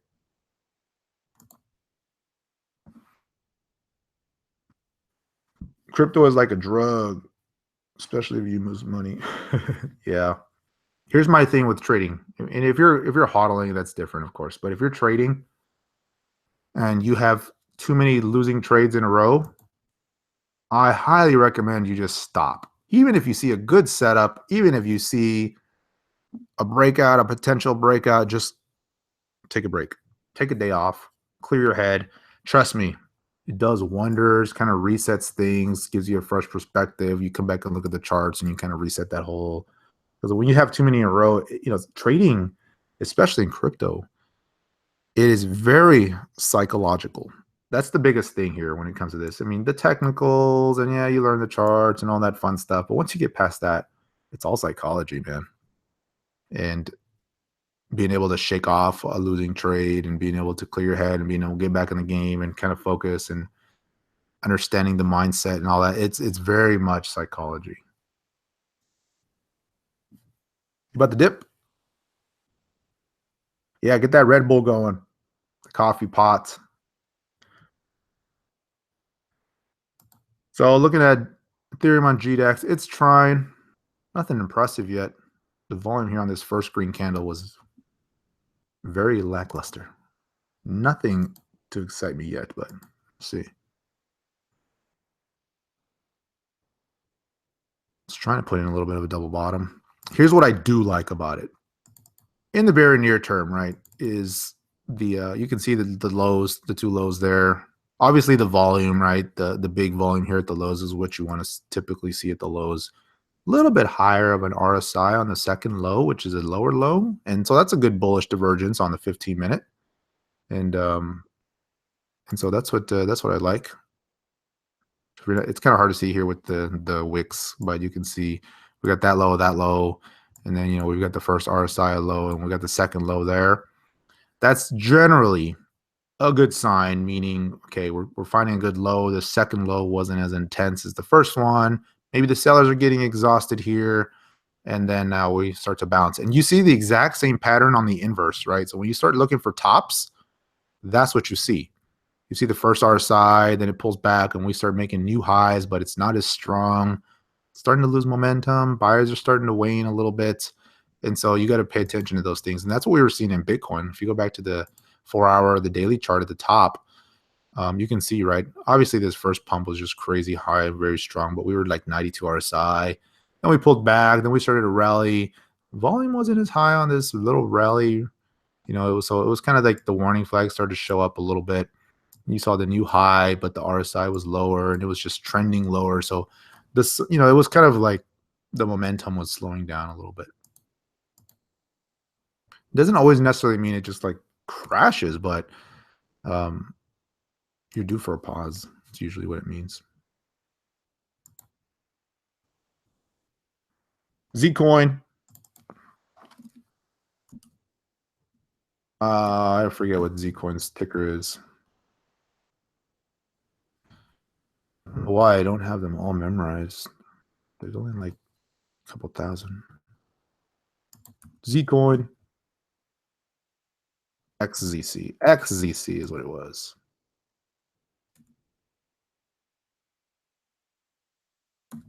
Amazing how you can just remember tickers. Me and Rio Crypto, some of you guys follow Rio Crypto. We used to trade a lot of stocks together. It was amazing. We would talk tickers all day long. Just, did you see this ticker, that ticker? We just name off tickers. I'm like, how is it possible to remember that many stock tickers? Oh, it's kind of funny. All right, let's see what we got going here. Zcoin's looking pretty good here in the last couple of days. But very nice. I like this volume patterns here. You see the big pumps, big volume. They let it sell off a little bit, no volume, then the big pump. So looking pretty good. Even this little shakeout that we had here at the lows, right? That wasn't a huge volume shakeout, and then started to rally again. Pretty volatile though. I would admit this would have been really tough to trade. Not a lot of clean type of basis, more of a momentum if you jump on here type of thing. But yeah, not too bad. ETN. ETN.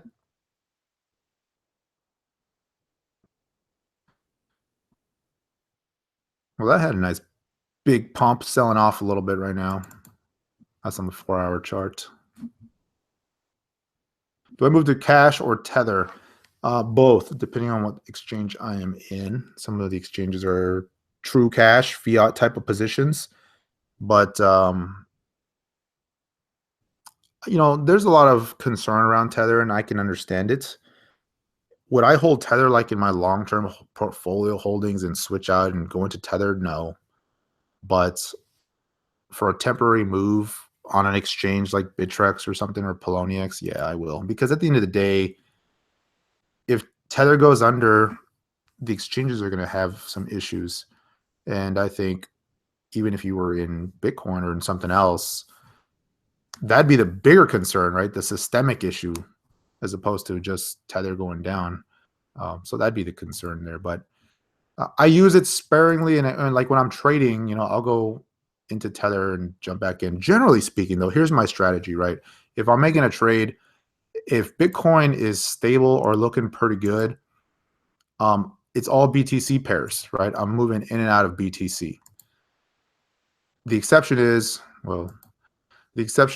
when Bitcoin is starting to correct hard and do stuff like it's doing today.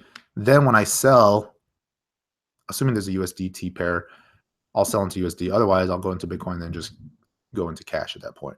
But normally, Bitcoin's the default. So when I sell, when I'm doing trades, I'm going back and forth between the BTC pairs. Normally. So it certainly makes it challenging because you got to look at both, right? You're watching BTC and then you're watching the others. But when it's doing this or when it's sitting stable, like that's just my default. No problem. Just go back into BTC. But when it's doing this, then I'm not, right? I'm just going back into cash. Say XZC fast as you can 10 times. Let's see here. Lisk. Yeah, Lisk is holding very well. All things considered. Yeah, it's been a nice little pump this week. Very nice. I totally missed Lisk. Brandon, if you're still with me, you got Lisk. BTC 14K on GDAX. All right. Good news. Litecoin 261 on GDAX. Let's check it out. Let's go watch this thing bounce. There it goes. All right. Finally broke that little resistance I was talking about there. Here it goes. Let's go bounce. So I'm not going to give buy or sell recommendations live on YouTube, but you know the level I was watching. 13.3, 13.4. We're coming in. We got some volume, maybe starting to come in. 15-minute bar. It is a little lackluster, but we'll see. I like the lows. The volume at the low was nice. So on the bounce, the first level I'd be looking for at the top side is going to probably be, let me go to the moving average on the longer term frame right here. This is what I'd be looking for. This is going to be the next test, right? It just kind of stair steps its way up. So we had this low, we had the bounce. Unless it's just this really strong volume bounce, this will be the first test, this 13.8 pause, and then probably this next level up here, 15. And I absolutely think we can get to 15. So when I go back to cash, I assume you're moving Bitcoin to GDAX, sell to cash, then wait. Yeah, generally speaking. Unless I, if I have some other stuff like on one of the other exchanges, then I'll go into those pairs. But going from Bittrex to GDAX, Bitcoin would take way too long. And that's the thing, right? You have to do it in advance. Like if you're doing it like today during the market panic or even in the last couple of days, like just, yeah, it's just going to take forever. Like it won't happen.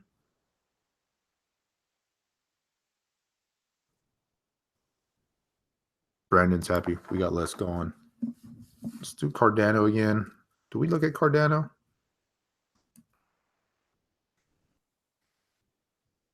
You got 500 less under $3 this year. Good job. Yeah, Pivx. Let's look at Pivx. Man, that was holding up well. I think we did look at Cardano. I mentioned I like Cardano in 2018. One of the strong names. We'll see if it continues to rock. The project's great, by the way. If you guys haven't done any research on Cardano, check it out. Check out the founder, the team. Pretty good stuff. Let's see if they can pull off what they're trying to do, though. I like it. Pivx. Check it out.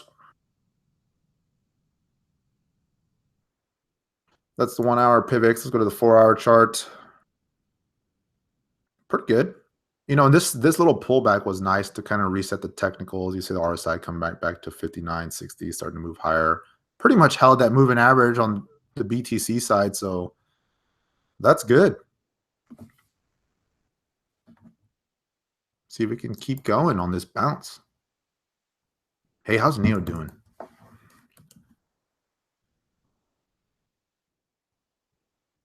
Neo. Nice double bottom. RSI held. Starting to rally on the 15 minutes. Looking pretty good. Good action on Neo. How's Neo USD look? Back up to 58, 57, testing the moving average. That's the first really key test. I like the volume at the lows too on this one. Not bad, not bad. Yeah, a lot of these names held up pretty good. Let's see Qtum. Quantum. There is no spoon. Oh, Quantum rallied right into that moving average. Let's see if we can get going here. This was one of the probably the strongest pattern that I was seeing today before this whole thing shook out. I was loving Quantum. I was like ready to pull the trigger on this thing again. And this was, other than like maybe Bitcoin Cash, this was probably my strongest trade, my best trade this week. Quantum had this beautiful pump. It was surprisingly stronger than I thought it would be. And I was liking it here again off the pause, and then it broke down a little bit, but it's looking pretty good. It's trying to recover.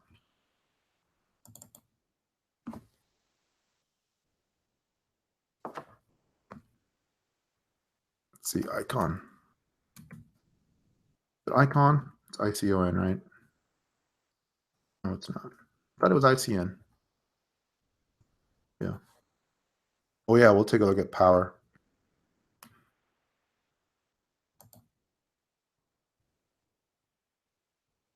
15-minute not bouncing as much as I would like.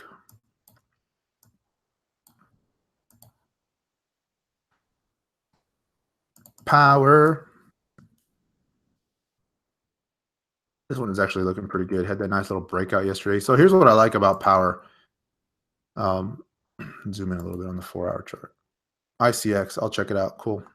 I knew I had it wrong. Is it an icon like ICN, like Insane Coin or something? It's getting late, folks.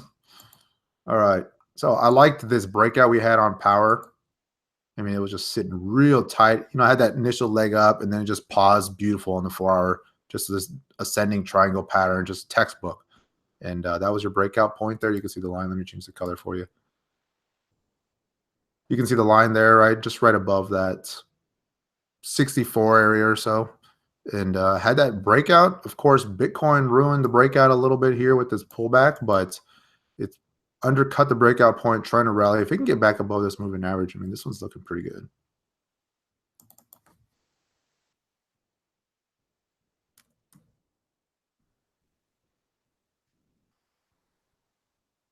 And the Bitcoin's bouncing. I'm going to be checking on that one here like pretty frequently. Yeah, this one's looking really good.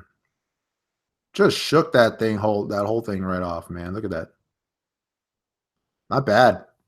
Starting to go again. And it was moving high. I was pumping earlier today, and then just this whole action here in the last few hours shook it out, but looking good. Pretty good stuff, man. Let's see here. 13.3. Oh, come on. Don't fail. Don't you fail on me with that moving average. Oh, there, it's not too bad. So I was breaking out above resistance, pulling back, testing, which is what you want to see.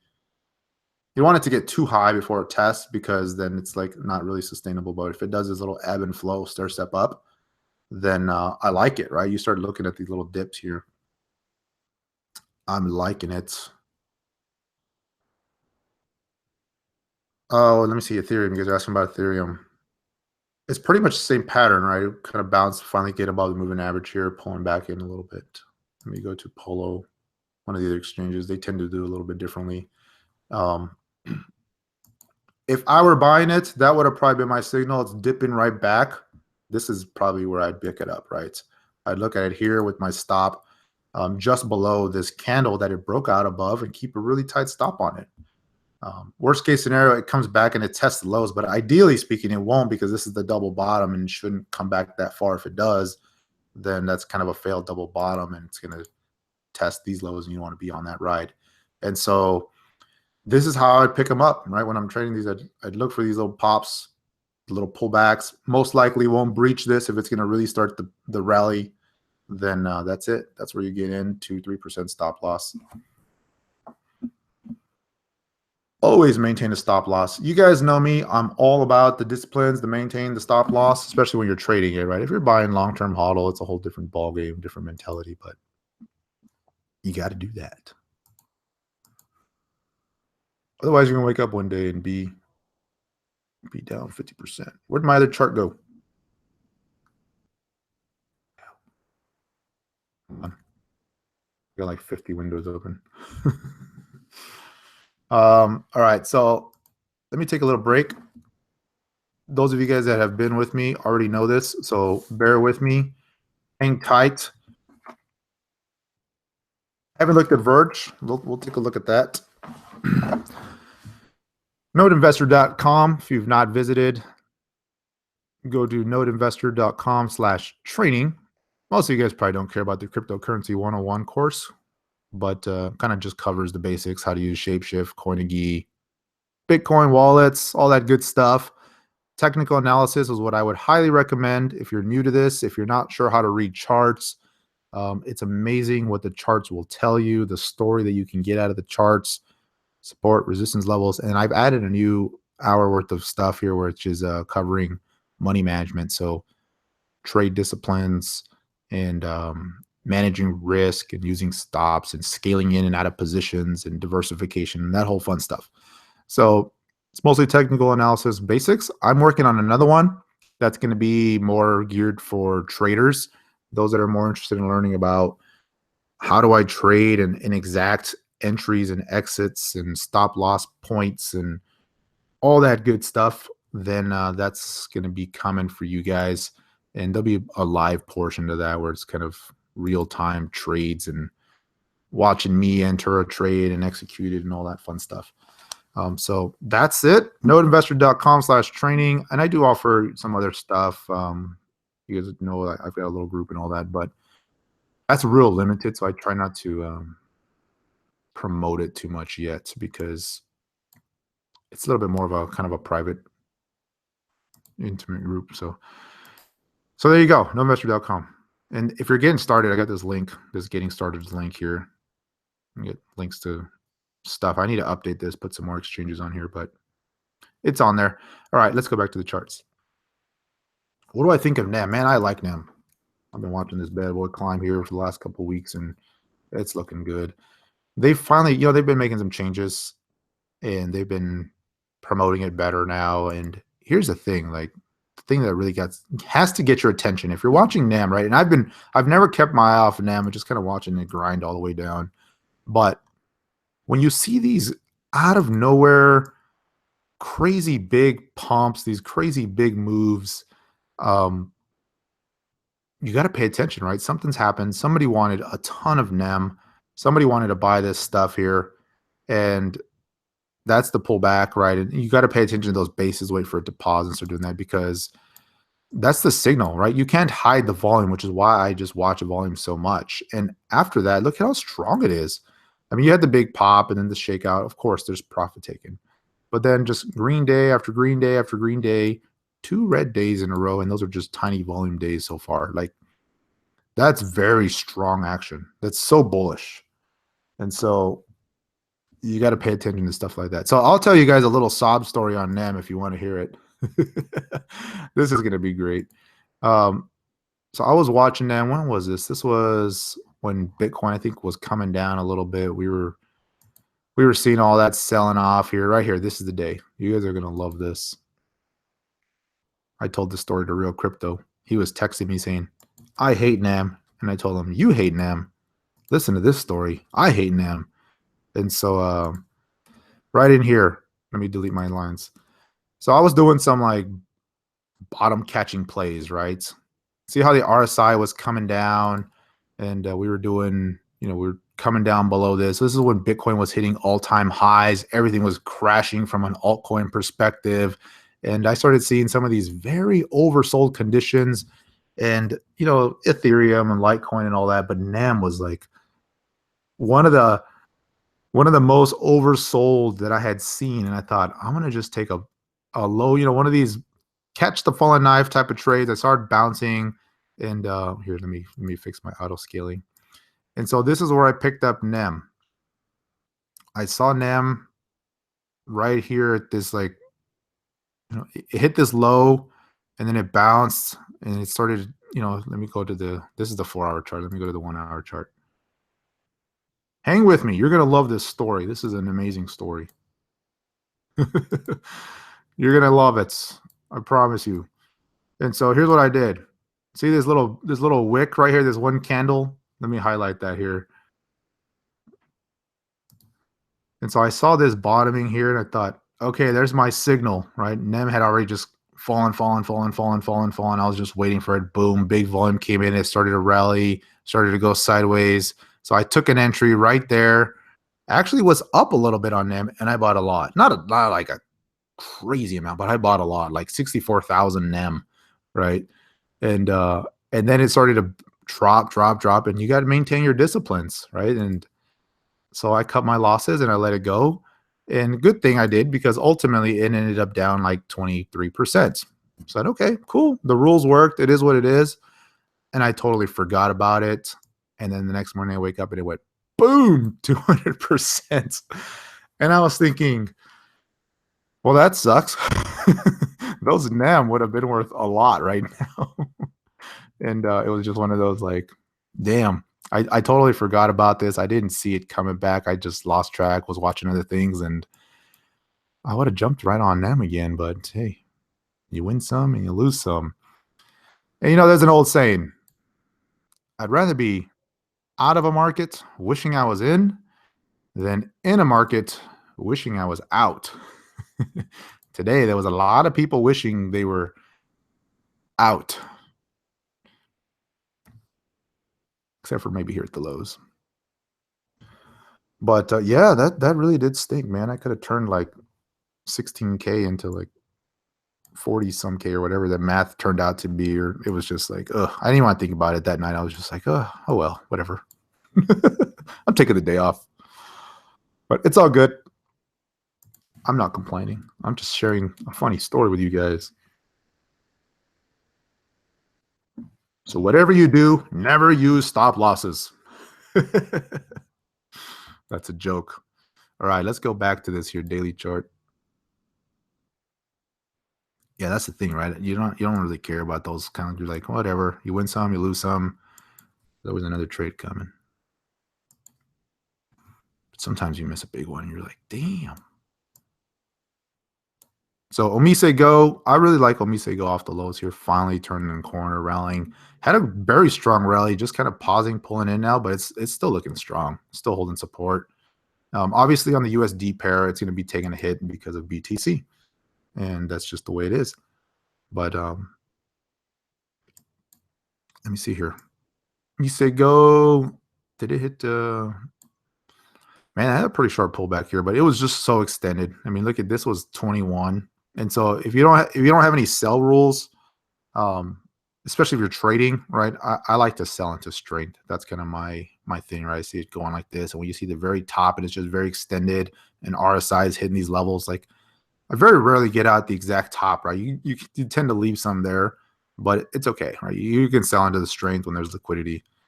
If you're trading these and then you wait for a pause or pullback and then you go from there. But it's a nice little dip right now. It's happening. Hit that wick. Let's see where it's pausing at. See if it's any type of support level. It's pretty much coming right back to the whole breakout point and retracing it. Hit these lows.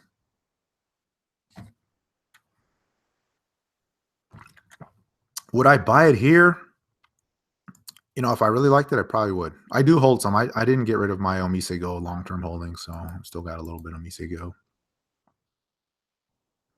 It's trying to bounce here, just like everything else. Trying to put that low in today. Everything's on sale. Let's go back to BTC. Look at Ethereum's looking pretty good here. So far, the bounce is looking good, guys. It's moving up. See how high it can go before the profit taking starts to come in a little bit. I'd like to see a little bit more volume here. Buy one coin. That way you never lose. Just own 1% of everything in your portfolio.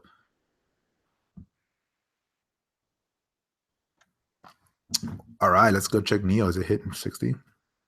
We should see a little bit of a pullback here, guys, just so you know. Don't panic. It's going to be the pullback, comes back, test this line, maybe a little bit above. Very good action if it can hold it. And then we can start to see the leg up. NEO, let's go check out NEO. Time to buy some NEO. There's no Omise Go. I don't know what's up with Bitfinex, but its pricing is a little off. Looking pretty good. Nice little double bottom pattern too on the shorter term time frames. But that's what you got to use during these crazy, extreme, volatile days. You got to go very short term time frames. So yeah, not too bad. Here's the thing though, right? A lot of times these are just like, they're just bounces, dead cat bounces. You got to always keep that in mind. Like this could just be a dead cat bounce. That's all it is. Let's see. We've already exceeded the fib levels, which is good. It's a good sign. I'm a little bit more optimistic right now because we had this crazy action. Look at where it's bouncing though, right? In the 1 hour moving average. That's ideally where you're going to see it pause, give you a couple red bars on the 1 hour, maybe one red bar, and then head higher. But if it's super strong, it'll just blow right through that. We'll see. It's pausing. It's hitting some resistance here, which makes sense. This is the breakdown point today. You can see the line right there, right? That was kind of the neckline, a little bit lower, but you get the idea. That's what I was looking at today, and it's bouncing right into that. So if you're doing the bounce trades, that's usually where you take profits on those bounce trades, or slightly below that. You take it here and you bounce into there. And then you wait for it to settle down, pause, do its thing, and then you maybe jump back on it, or you do whatever, right? Looking pretty good. Sell, sell, sell. Just kidding. Let me see here. Sorry, I was looking at my other screen here.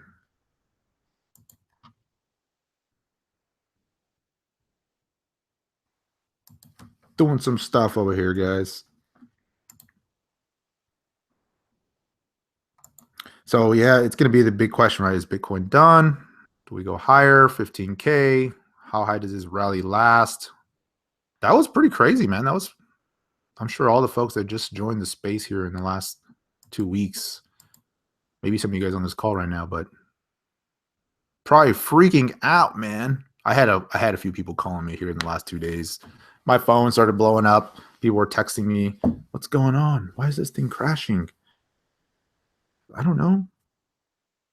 It's going down. You sold half. Sell half left. There you go. Good trading. Good trading. Monero. Let's look at Monero.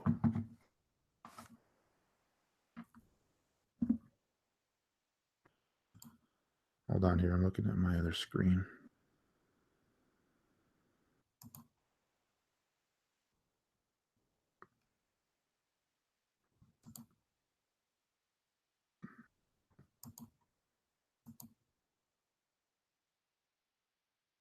Sorry, radio silence. I'm still here.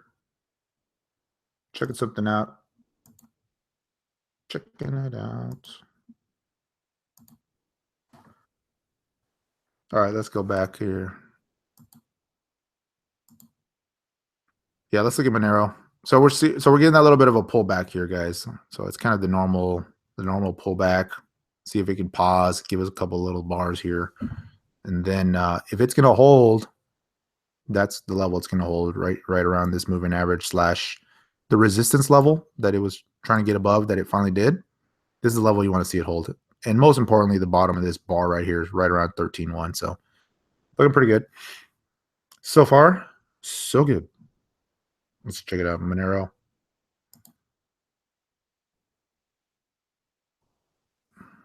Monero has been so strong as of late. So I was talking about Monero the other day, saying, I kind of gave me a sell signal when it did that upward trend break. Now, obviously, Bitcoin added to this, so there was no telling that was going to happen today. But this is what I was looking at. You can see I still have it on my chart here. I was watching this channel, very beautiful action, going up, very steady. And when you see this at the very top of a channel after a very long, steady move like that, you see this big pop to the upside, high volume. That's usually the buyers being exhausted at that point, and it's at best due for a pullback or a pause. And that's what I was looking at. So I was telling you guys, be careful, tighten up the stops when you see this. To me, generally, that's a sell signal. It's just kind of looking at the break to the upside, and then at that point, now that it's shook out, let's see here, what's the RSI done? Maybe it's reset a little bit. It's come down quite a bit. That's good. Back down to 55. So maybe it settles out here, gives you a little bit of a base, and then starts running higher again. But Monero's good. Someone said, "Wow, Node, you're still on." Still going. Going till the sun comes back up.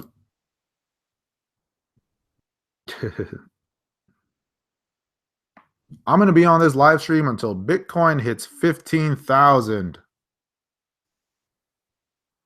Just kidding. Although that could probably happen while we're watching this. But when do I sleep? I know the people in my group are like, "What the hell?" I'm up at 6 a.m., 7 a.m., 2 a.m. I'll sleep in between. in between some of the trades. I'll take a nap. I'll never get off again if I wait till 15K. Man, don't say that. Nah, I would. It'll hit 15K. It'll hit 15K because the note investor says it's going to hit 15K. I'm going to call my friend Jamie Dimon, and we're going to go buy a couple $1 billion worth of this bad boy. Do I have any coins in cold storage? Yeah. Treasures, ledgers. Which ones do you guys like better? I've never used Keep Key or any of those. I just treasure and ledger. Treasure ledger. Say that 10 times fast. Treasure ledger. Did you guys see my tweet on the treasure the other day? That was kind of funny. You find this here.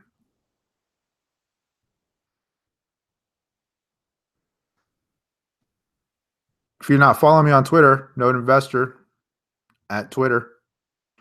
So yeah, check it out. I was posted a picture right here. In case you were wondering, yes, a treasure can survive an accidental washer and dryer cycle. And it was funny because I had the treasure with me a couple days ago, and I had it in my pocket. I just totally forgot about it. And then the next day I'm looking for it. I'm like, hey, whatever happened to that treasure? I was like thinking about it. All of a sudden I thought, oh wait, I think I left it in those pets. Oh wait, I think they just went through the washer and dryer. And I took the treasure out. I thought, well, we'll see. Plugged it in. No problem. It's all good. Yeah, they have seed words too, so I wasn't really too worried about it. It would have just been a nuisance, if I would have washed, just having to get another one and reinstated. But I didn't have to, man. Just plugged right in. Still good. Good to go. Good stuff. Nice little piece of hardware.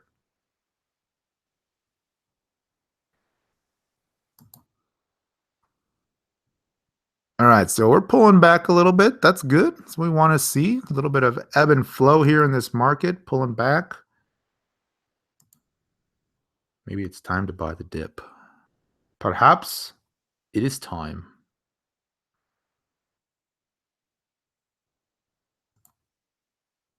Someone quick, go buy a couple hundred BTC. It just amazes me when I see those sell walls on Bittrex and they're like 150 BTC. Someone's just trying to drop a bunch of coin. I'm just like, really? It's like, wow. Okay. Metal.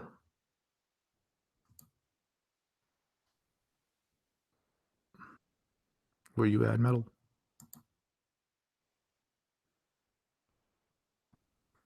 So many of these charts just look the same right now. They've had this little bounce right into resistance. See if they can do anything with that. They're pulling in a little bit. Very normal action. Kind of pausing. This is what you want to see, and then see if it goes. Now, I don't like this big double top on metal, just so you know. This on the half-hour chart, it's just not pretty. I mean, it just broke down. Let's see if it can hold these wicks here at the bottom, but gotta be honest. Versus BTC. Let's see how the daily chart looks. I mean, this is good at least. I mean, it's kind of holding that breakout point. Hit that moving average, bouncing back. So that's good. Let's see if we can recover and get some legs. You bought at 13.2. If it goes back up to 16, you're out. Good deal. Not too bad. Let me see. Would I sell at 16 if I bought at 13.2? I wouldn't wait till 16. I'd sell earlier. That's just me. I'd sell maybe part until like 15 and then part into 15.5, 15.7. Then I'd watch it, see if it could break above that resistance. That's a big neckline there. I mean, that's a big support level that dropped. You're going to see a rally fade into that, and then it'll pause and do its thing, and then that'll be the test, right? What happens in this little zone right here is going to be the key test, right? What happens in this little window right in here? If we can get above 15 for one, then what happens there? It's going to be interesting to see. But if I was buying the dip, looking for the bounce, those are the levels I'm watching. –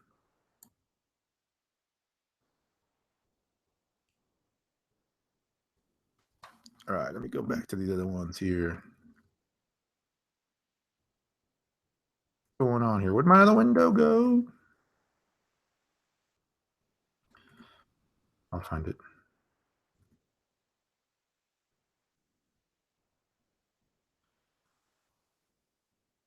Hold on, guys. It's coming. I'm pulling up my other windows here. Did I close it out? Hope I didn't. I know I didn't. It's right here. XVG. Verge never work on this.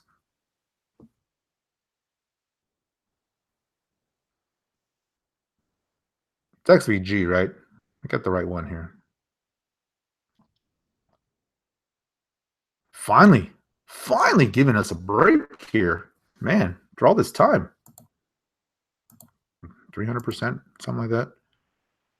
So, yeah, that's what I'd be watching here. A break of that trend line, right? The upper trend line. Now that it's consolidating, giving you a little bit of a flag pattern here.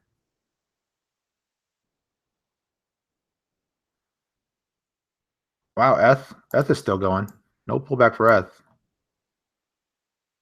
Yeah, this one's due for a pause though, but it's kind of giving you that little flag pattern here. That's pretty nice. If it starts to break out above that, that might be a nice early signal that's ready to go. And obviously, you're going to want to see this most recent consolidation, right around, what is that, 654, 670, kind of that ballpark. You don't want to see that hold there. Let's go take a look at that.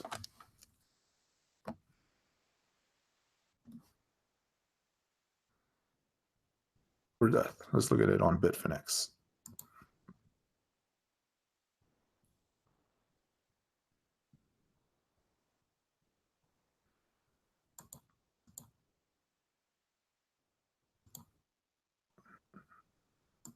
Sorry, hold on, guys. I'm on my other window here.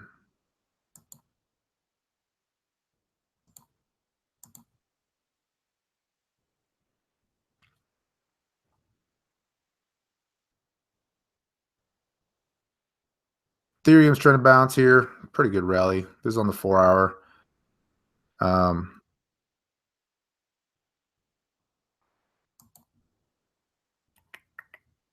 Sorry, I was trying to type here. I'm trying to do too many things at once, guys. My apologies. Some of you guys on the live stream now will appreciate it though.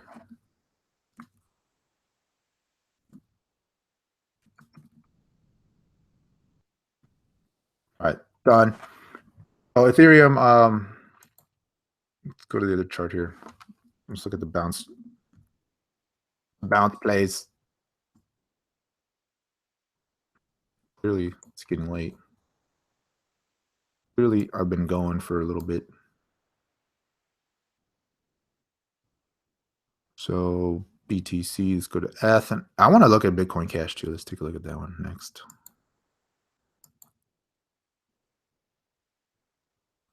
So on these trades here, what you're going to want to be looking for, right, is if you're looking at this as an entry for a bounce play or even a long-term hold, however you look at it. But if you're trading, I know a lot of you guys trade. This is a pretty good little pause. It's trying to test it. It looks like it's holding. Super tight stop would be like 2% just below this candle. But if you wanted to give it some wiggle room, 5% max, that'd be like the low right there below that candle. But the fact that it's pausing here right at this resistance and trying to test, that's good. It's a good sign.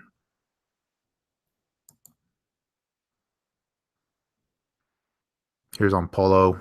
Same thing, right? It had the little rally. Now, I would have liked to see more buy volume on this rally. I got to be honest. Be nicer if it had that. But I can't complain. It's holding the moving average. It's holding this. It's trying to break above resistance. It's a good pause right here. Not bad. Not bad at all. Let's see here. Bitcoin Cash. What's it doing? You can see I was drawing lines on this thing earlier. GDAX was really screwy earlier with Bitcoin Cash. Man, that was a nice shakeout bar. Bitcoin Cash sub 2,000 for a little bit there. But here we are, same thing, right? Just kind of pausing. This one, it's not quite as strong yet. Not as strong as some of the others. pausing below this moving average. Now you compare that to like, well, this one's okay. I guess it is. Never mind. Versus Bitcoin. Bitcoin's gonna be a little slower moving though. Go back to see what Litecoin's doing.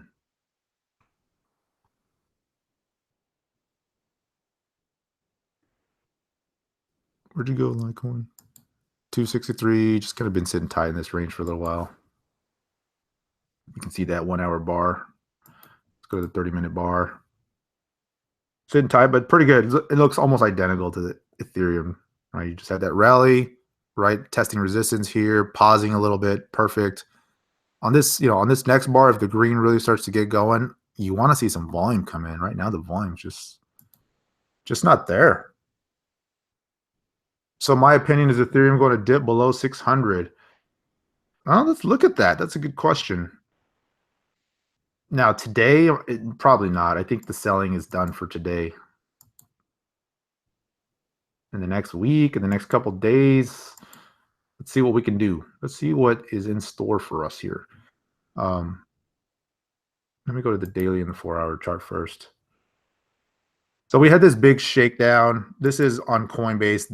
They're going to look a little bit different than some of the others, but you can see the horizontal support level right around that mid 600 area. That's holding so far, and it's looking like it's going to hold. So that's a good sign. That's what I'd be looking for there. On the upside, though, here's going to be the test, and this goes for Bitcoin. This goes for all of these names right now. Is they're oversold, they're bouncing. How high does that bounce go, right? If it just creates a lower high and we start to stair step our way down, then more likely than not, yes, we would break this support level, right? We'd bounce, and then if it starts to really shake out, it's too early to tell because it could go two ways. You could have a scenario where it goes up to this, fails, and then turns around and then just breaks and undercuts this level. And then at that point, you might see 600 or lower, right? Alternatively, you could go up, test the resistance, pull back, create a higher low, which is ideally what you want to see, and then you'd see it take it out right at that point and then start going higher. That would be good. So it just kind of depends, right? There's a couple of ways, and and nobody can tell you that at this point, right? There's different scenarios, there's probabilities. At this point, it's just we've had this shakeout, we're bouncing, and my frame of mind right now is that's it. It's a bounce, and until it proves itself otherwise, it's a bounce. And I'm not saying it's not a viable bounce, absolutely, right? Why not? It's probably a good viable bounce, but it's still just a bounce. So you got to just got to keep that in mind.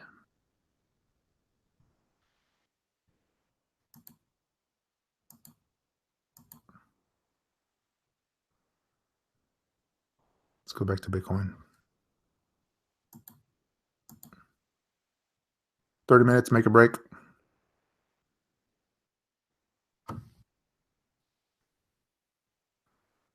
You should have sold your 0.01 BTC at 18K. Man, you could have been buying it back right now. Would have been awesome. So is Bitcoin bouncing here? Is that pullback done? Let's go look. Pulling in a little bit still. Let me zoom in. Time to zoom in. This red zone that I have highlighted here, that's where we're going to want to hold. And I mean, if at most, right, let me give it a little bit more room. At most, the bottom of this candle. Otherwise, it'll probably come down and hit this other line down here, 12.8, something like that, and then make a higher low and then start going. But it's not really what you want because if that happens, right, it's going to start to really create this pattern of lower highs on this shorter term time frame, which we're trying to break right now, right? That's what we're trying to break is this little trend that I'm seeing here. I want to see that taken out to the upside, right? So many lines on the chart. It's not like me. I don't like messy charts. I try to keep my technical analysis simple. When I see a chart with like 50 lines and 10 indicators and overlaps, it's like, that's just way too much. Too much information.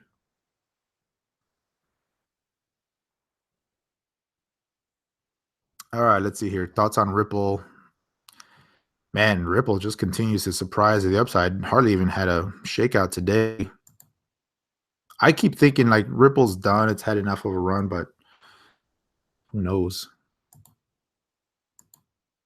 If it gets added to GDAX, you can see another leg up. A lot of it, though, is people are pricing that in already, thinking it's going to happen. So maybe Ripple's the opposite, right? Maybe Ripple's the sell the news. We've seen that in the past where it's just pumped, pumped, pumped. Everybody thinks this is the next one. And then when they finally announce it, it's kind of a sell the news scenario. So that's a potential.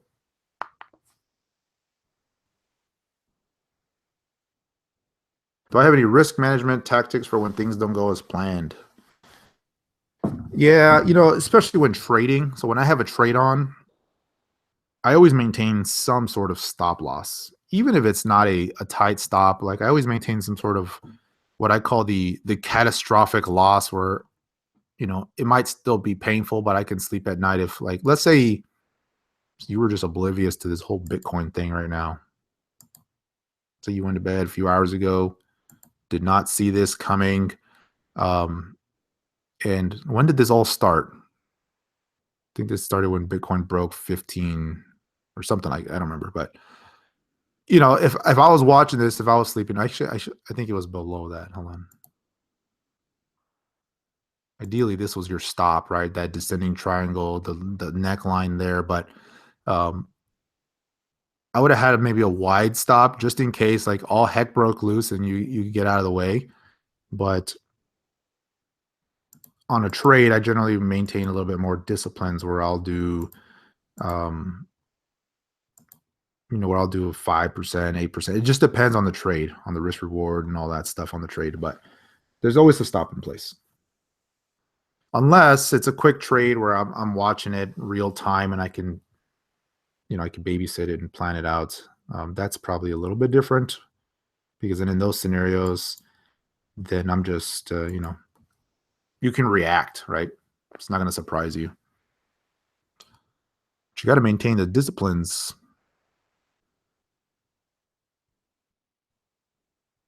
Dip and corrections have different meanings in this space. Yeah, they do. Man, it's funny. It's like in stock market world, like if something corrects 10%, it's like, oh my God, it's the end of the world. And if the indice comes down 20%, then it's a bear market. But you're talking trillions upon trillions at that point. Here, yeah, here it's a middle of the night correction. We were up on the live stream. Man, how long have I been going? Ladies and gentlemen, smash that like button. Am I still going? What day is it? Has Bitcoin hit 15,000 yet? We still got some viewers here with me. We got 800 people watching this, listening to me yap about the charts here, but I appreciate having every single one of you guys on all of these live streams. It's always a lot of fun, man. I'll do the videos and stuff, but I really like these live streams. But the problem is they last long. When I do a video, it's like I'll talk and record, and it's like 10 or 15, maybe 20 minutes. But when I do the live streams, it's a few hours. Not that big of a deal. They're not all a few hours, but a lot of them are. Friday, the Friday sell-off for the weekend partying. That's right. You've been watching for 120 minutes. Heck yeah. Glad to have you guys here.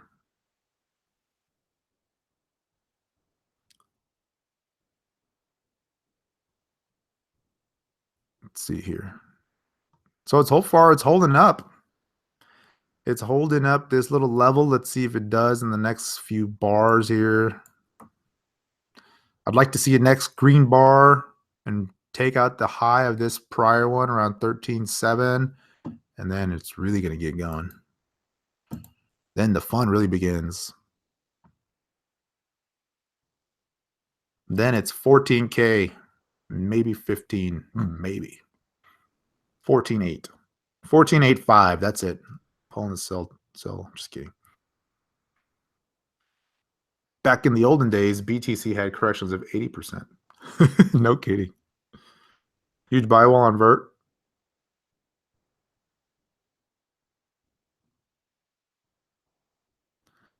Cool. So you guys are liking this live stream. That's cool. I'm kind of giving you kind of just my thought process. Like this is how I approach the trading, the thoughts, the charts. Um, and it's fun, man. And that's one thing I really enjoy doing, which is why I'm going to do more of the trading, like classes and the trading stuff. Is I enjoy teaching other people. Like I just really enjoy like mentoring and training other people and do that. Obviously, I got to do that in more of a broader scale, obviously, than doing one-on-one because it's just impossible to do that. But I really do enjoy it. I like when I'm teaching somebody something and you can see them getting it and they're like, oh, and then they can start doing it. I mean, I can give you signals and I can tell you what I'm buying and selling, but at the end of the day, it's teaching people how to fish for themselves.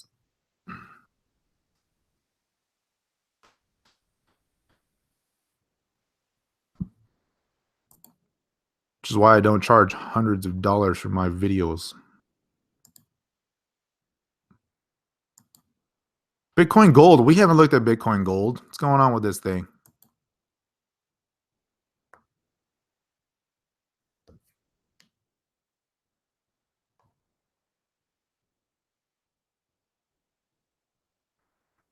Bitcoin Gold.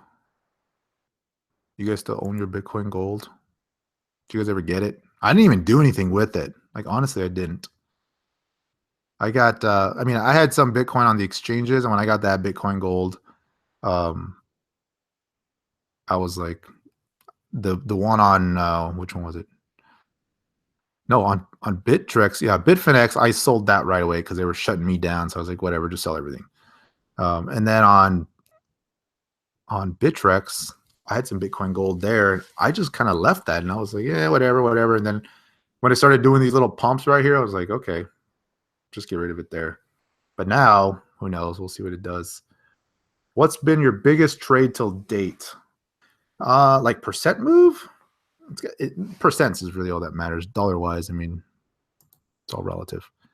Let me think about that. I've had some really good trades this week, I got to say. Quantum this week was probably really good. Trying to think biggest percent trades. Probably my biggest winners, like of all time, like longer term hodls or biggest percent movers. Ethereum was probably my biggest one percent wise, just because I got in so early on Ethereum. Bitcoin Cash was probably my best trade this week from a portfolio impact perspective. That was probably the best one all around. The Litecoin has been very well for me this year. I mean, for most people, anybody who's hodled Litecoin, man, that's been good. So those are probably, I don't know if I would consider those trades, because they've been long term. Neo, obviously. Neo was really good. I was talking, for those of you guys that have been following me, I was talking Neo when it was still ant shares and $6 or $7 or something like that, talking about how this might be a winner. And so there's been some good ones, but most of those are not like, those are the home runs, right? And you can't expect every trade to do that. You'll get those. You'll get lucky once in a while, especially like the last week or two where we had just everything, just insane pumps. But that happens in waves. You get seasons of that. Most of the time, the trades, it just depends on the type of market we're in. Like if we start getting choppy action, then yeah, I'll be doing smaller trades, right? I'll take a 15%, 20% gain. I'm good. Other times, like the last 2 weeks, you just hodl longer. You get the pumps. You get the 30%ers, 50%ers, 100%ers, man. So is this thing going to hold or what? Let's go back to 30-minute, 15-minute.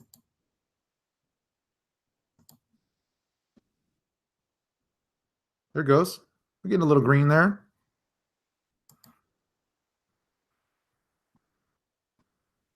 It's looking pretty good, guys. The lows are trying to hold here. How's Bitcoin Cash doing? Trying. It's trying. Actually, if this one clears this little resistance level here, that might actually be a stronger move. Because then what'll happen here on Bitcoin Cash, let me zoom out a little bit, right? This is kind of the resistance level that I was just showing you, but look at how far stretched we are on this one. This one could bounce a pretty good percent from here. Even from here to the moving average would be 10, 12%. Not too bad. RSI, yeah, I'll give you the quick rundown on RSI. There's a couple of ways to use it, but generally speaking, people use it this way. This is like the most common, the most basic way to use RSI, right? It's kind of an oscillator, but it's not an oscillator. We have stochastic oscillators and all that.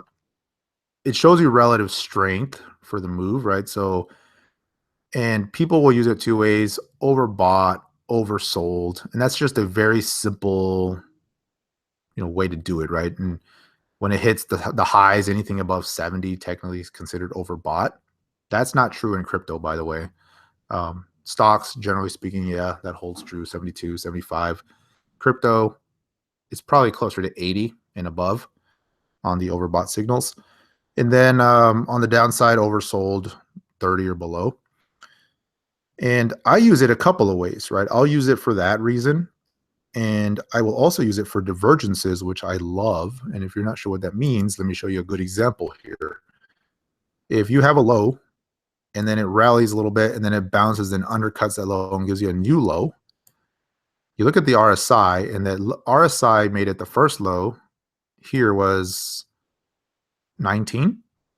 And then when the price dipped, it made a higher low on the RSI of 30 or 29 or 25 or whatever. And so you can see that that's a bullish divergence.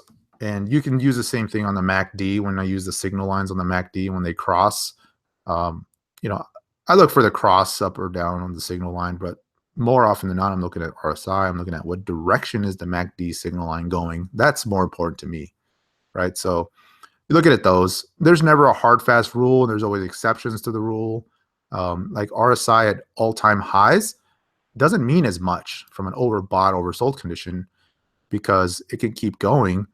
And you can see here where, we're hitting 87, right? So it's not an automatic sell signal when your RSI hits above 80, but you got to start paying attention, right? And the other thing too is I look for momentum. And so like if something is struggling to break out, and it finally breaks out, but just getting above the breakout point, like took the RSI all the way to 80, that just tells you that the buyers like really had to try and use up all of their firepower just to get it above. And those breakouts tend to be weak. I prefer when you have a very strong breakout like this and the RSI is kind of in the 50s and 60s zone, because then when it does break out, you've got plenty of room to run before it becomes technically overbought. And that's the ideal scenario. If it's breaking out and the RSI is still really low, like in the 30s or 40s, then most likely the RSI tends to fail around the 60 range. And so it's kind of a weak breakout at that point. You can still run it, but you can see here, right, when it was running, RSI was failing around 60, 66. So I tend to use it. There's a couple ways to use RSI for that. But in the most simplest ways, it's an overbought, oversold indicator for relative strength. There's a lot of ways to use it. And so, yeah, I mean, if we're talking indicators, those are my top, right? I use RSI and I use MACD lines. Obviously, price, volume, action are the most important things, and RSI and MACD tend to be a little lagging, but they will give you some good clues. And then I use moving averages. For crypto, the 10 EMA is my favorite, and on almost all time frames. And what else? And then I'll do some stuff like Fibonacci, retracements, things like that. There's a lot that I don't use, and just because I don't want to overdo it, right? I'm not saying they're bad or they're not. Pick your favorites. Some people like Bollinger Bands. Some people like the Ikamoshi Cloud. Some people like, just there's so many. Pick something you want to go with. And I've tried a bunch of different things before you kind of come up with your own system and like, here's what works for me and here's what doesn't. And once you start using one or two and you get really familiar with them, then they go from that. So just keep it simple. If you start using like 10 indicators and too much stuff, it can get pretty cluttered at that point, and you start getting paralysis of analysis because at that point it's like this indicator says this and this one says that and this one says buy and this one says don't buy, and um, at some point you got to just make a call and just go with it. 15-minute, how's it going? Red, man. I was watching Red a few months back. I thought, hey, this would be cool. The potential, the social coin, all that stuff. And then I just lost track of it and just out of nowhere, just really blew up. And really, it was only what, yesterday? 2 days ago? That it had its thing. Trying to show some green here, trying to recover a little bit. See if we can rally. This thing goes to 15. It's not going to go to 15. It's going to go 14.6. 14.8. Let's see, BTC.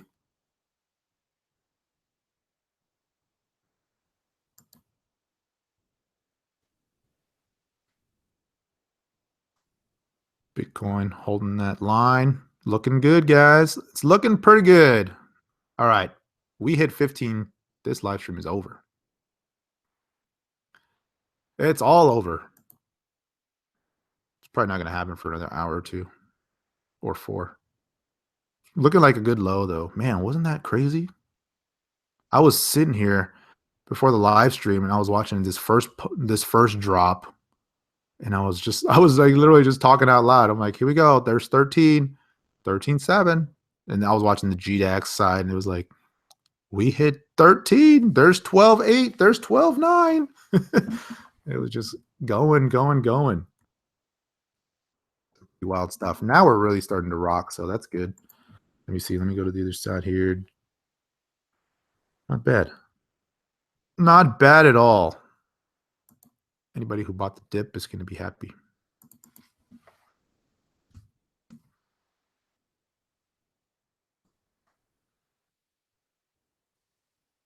Saya. This one too, man. Just out of nowhere. Last couple of days. Trying to pause here. See if it holds. I mean, it came back holding a pretty good support level here. How much are we off the lows there? Wow, we're already 14, 17% above in the last couple hours.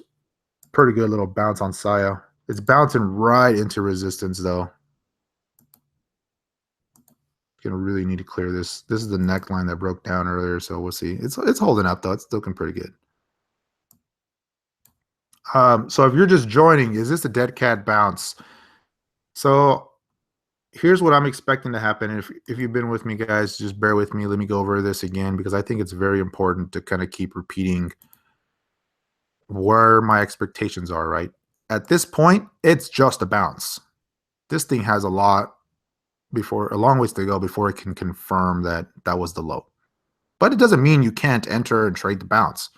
And it's looking very strong. It's making for a very nice bounce trade right now. But let me go to the 4 hour. Sorry, I keep flipping back and forth. Here's what I'm looking to happen, right? I was using this chart here on the Bitfinex. A couple of ways this could play out. I'm starting to really lag here. We're bouncing, right? The first test is going to be this moving average, and then even this support area where that red is. And then we might have a little pullback. But the real test is going to be, can we get anything above 15 to that 16K? Because that was really this big support level that broke down here a few hours ago, or I think maybe this was this morning, and then this was a few hours ago. It just really started to accelerate. And so, yeah, it could bounce, and it's going to be a very nice bounce if it gets that high, because even from the lows, you're talking, 20%. That's good, right? And the alts will accelerate that even more, right? More than likely. So Bitcoin runs 20%, you might see 30% or more on some of the other names. So that's good. You'll see the bounce, but if it only goes this high and starts to fizzle out, then 2 things, right, that I'm going to be watching for. One is on a pullback, does it just sit tight and then decide to take off, or do we see like a big pullback And then I want to see it make a higher low. So you're going to want to see if it starts to get above 14 with some decent room, you're going to want to see 14 hold on the downside on any pullbacks. And then above that, that's going to be the test. Now, big picture, this is what concerns me, right? The big top that could potentially be put in place here. We have this left shoulder on the 4 hour, and I know there was this little one here, but I'm watching the bigger picture, right? We had this left shoulder, and we have the big rally that hit new highs, comes down. We could have a nice rally, but if it takes us above 16 but fails to get to 17 and really starts to turn around and take off below, then I'd be cautious at that point, because then that would put a big head and shoulders in play, and that would just not look well on the big scheme of things, right? Between now and then, is there trades to be made? Can alts do well? Absolutely, right? I mean, heck, once Bitcoin topped at 19 and started rolling down to 16, I mean, the alts were having a field day. It was doing great. And so just that, so that's what I have in mind. You always got to look at the bull case, the bear case. How could this really play out? And right now, I'm very cautious. I'm treating this as a bounce. It's too early to tell either way. So I'm just kind of looking at that. Why have I been using TradingView more? Good question. TradingView lately has been very responsive from a timing perspective. I like both because I like a couple of things, right? Like I'll use some of the stuff that they use here, the multiple watch lists.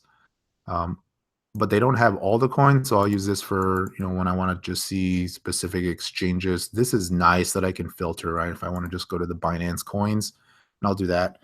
So I'll use those.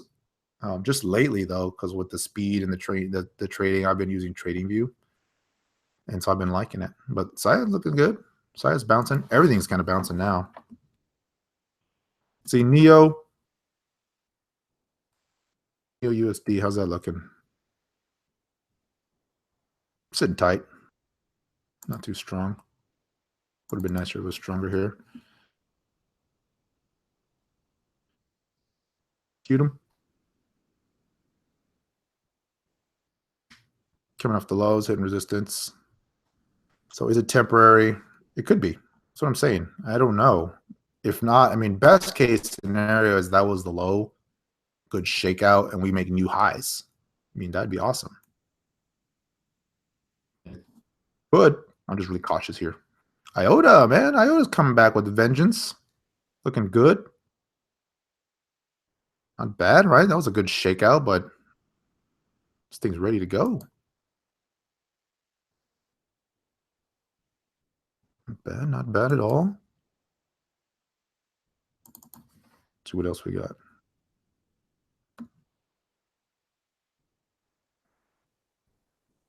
You saying RPX or XRP? You talking Ripple? I was selected by Tokyo. Cool. 5:30 a.m. Later, man. What else was I going to say? Is NXT rocking it? Or is it tanking it? I was kicking butt earlier. Yep, they're going, man. So see, that's what I was telling you guys. Once the alts start suspecting and figuring out, okay, this is it. This is the low for BTC. They're going to go. They're going to go faster than they should and faster than BTC will. So very cool. As long as this bounce in Bitcoin holds, you're going to start to see these names really get going. Some of the leaders, right? It's typically going to be the stronger names, the ones that were stronger in the last couple of days. They're going to really start moving first. Man, nobody asked about Stratus.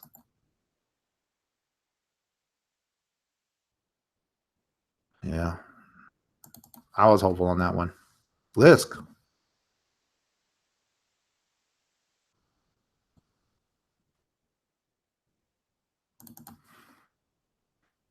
I was liking earlier. Let's see what happened. 8x. A little choppy now. Pivx. How's Pivx doing? That was a strong name.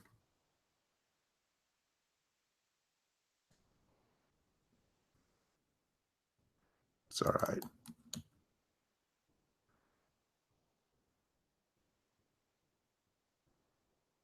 the heck happened to this chart? Wrong one.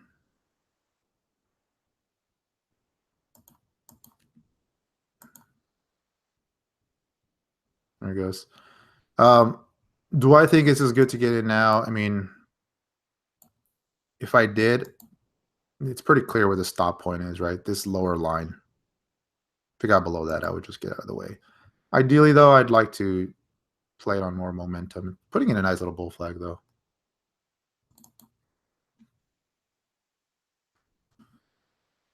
See here.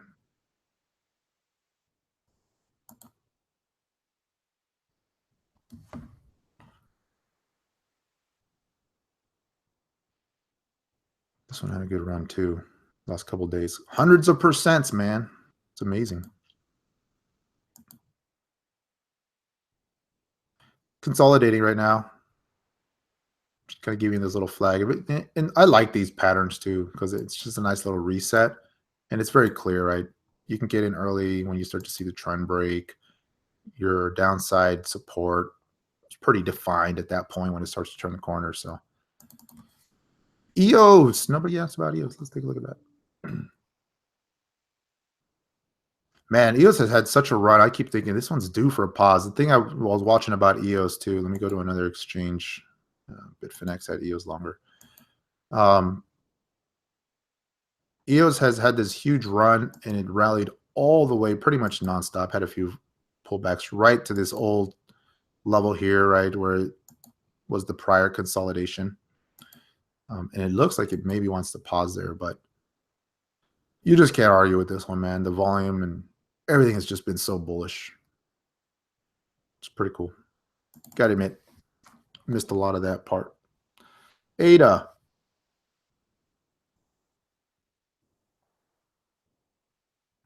Yeah, strong name. I've been watching here. I was really liking this. Here's what I like about this. I mean, it's consolidating right now, and the volume is really drying up. Now, granted, it did this last time, right? It kind of got quiet, started to roll over, and then it had a really big pullback.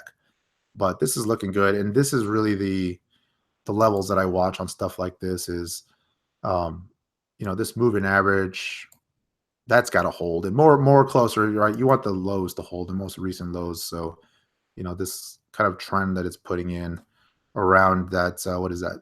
It's kind of hard to read my screen. I have my screen over 22, the 28, 27 level or so.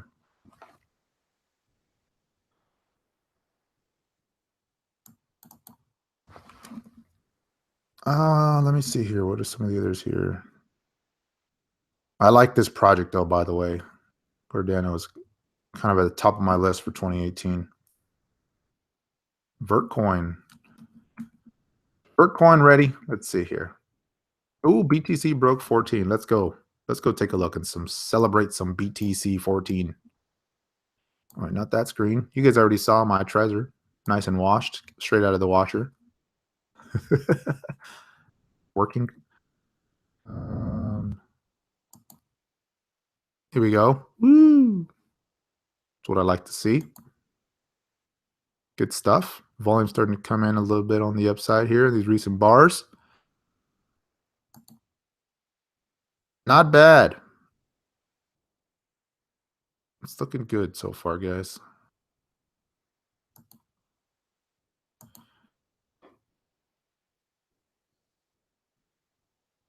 Yeah.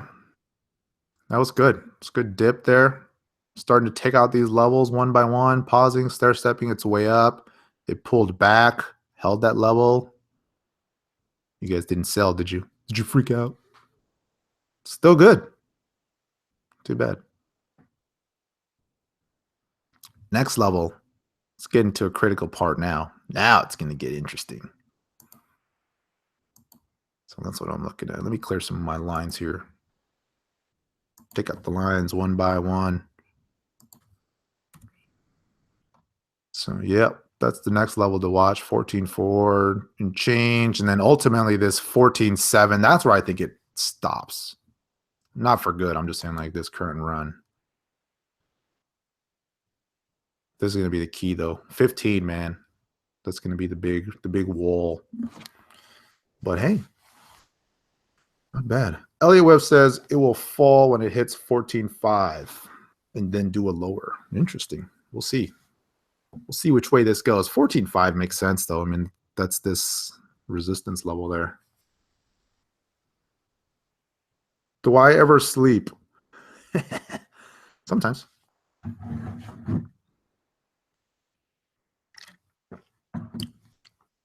Let's see here. You bought 15, 16 hours ago. Wake up, see the dip. Oh, I know. I was just talking about people like you. I was like, man, imagine people that wake up and they're like watching this thing happen. I hate that. I've woken up to that before, so I feel your pain. Luckily, it was happening during the day, and it was kind of my evening, and I always set alerts and stuff, and so kind of like how I'm doing here. And when I'm doing my chart scanning and all that, I'll set alerts, and I'll say if it drops, goes above this price, alert me. If it goes below this price, alert me. So I can jump on things when I see them happening, and I won't be caught off guard. I'll notify. Now, obviously, if you're sleeping, then that's a different story. I haven't gotten to the point yet to where I'm gonna just like set a loud, obnoxious alarm to wake me up when I'm sleeping. I've just said screw it. I'm just like, if I wake up and it's like down huge, then screw it. On trades, though, I usually have the stops in place anyway, so it's whatever. It's no big deal. It's pausing at the line. Here it is. Sell, sell, sell. It's been a good run. We bought the dip. I mean, you didn't buy the exact low, unless you got lucky, but even up to this point, 30%. I mean, 10%, 30%. Not yet. It's pretty good. Which is a little bit of a pause here, a little bit of pulling back. It's funny how that happens. Right at the line. Look at that wick where it went to. That's funny. I love it. Big sell-off in Omise Go. Really? What's going on with Omise Go?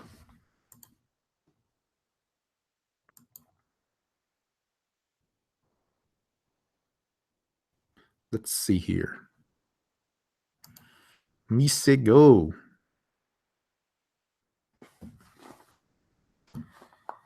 Let me go to this here. Sorry about that. I'm checking something out over here on my side. So that's the question, right? Is this it? Was that the bounce? Did you hodl it? Or are we good for a good rally from here?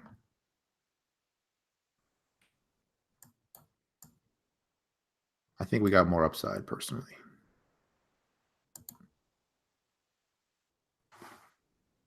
All right, while that's doing its thing, let's go check out Omise Go.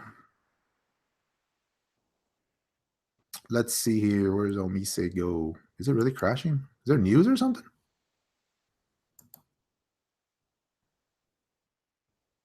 Pulling in. It's kind of a weak bounce, but it's not too bad. Well, I don't know. Maybe not. I mean, those are some long wicks at the bottom. This thing rallied 40% off the lows. Assuming you caught the exact lows, which, those are wicks. They probably weren't, but even this, 28%. Yeah, you have a good point. Remember 2 weeks ago, 15K was the moon? And that's what I was telling somebody today. I was like, even if it bounces, it's like, I mean, even if it comes back down from 20 down to this big, huge correction, we're still at 14K, guys. Like, you kind of got to let that sit in a little bit. Pronounce what correctly? Omise Go. How do you guys say it? That's how you're supposed to say it. Omise Go. Come on, man. Get with it. Let's see what else we got. Do I have Mona? I don't. Let's check it out.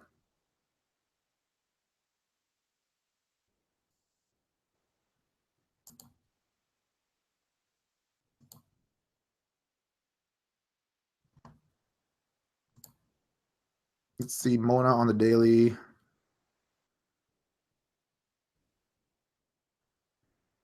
It's looking pretty good. I like these little cup kind of patterns it's putting in. It has this little pattern, breaks out, A little bit of a pullback.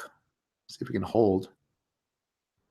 A lot of selling showed up here above that 115 level.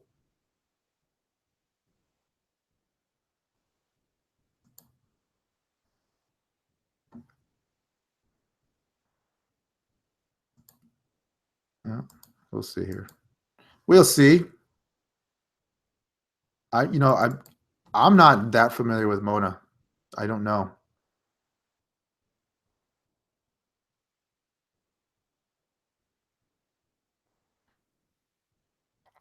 I appreciate the feedback, Justin. Thank you for that.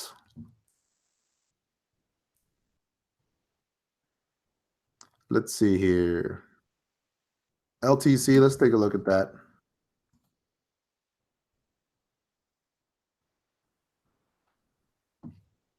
It's trying. It's trying to do its thing here.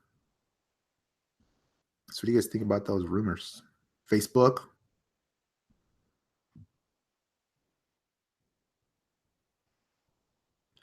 Let me see here. Let's zoom in a little bit. Let's zoom in on this guy here. VeChain is rebranding? I didn't know that. Check that one out. VeChain's been pretty hot lately. This one, I mean, this one's just kind of following BTC right now, so it's looking pretty good.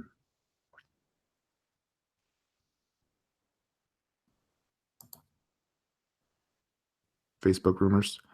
Yeah, it's funny. I have a Facebook page. I don't even have like for Node, but I don't even use Facebook. I have somebody else trying to get that maintained for me because I'm like, it's too many things to maintain. All right. Litecoin. We've looked at Next. I'll take a look at it again, though. We've looked at most of these, but I know people are kind of coming and joining different times, so we'll look at that. Let's see here. This is LTC on the GDAX, 15 minutes. Man, look at those long wicks. But, it's pretty much doing the same pattern with this bullish divergence on the RSI, trying to break out.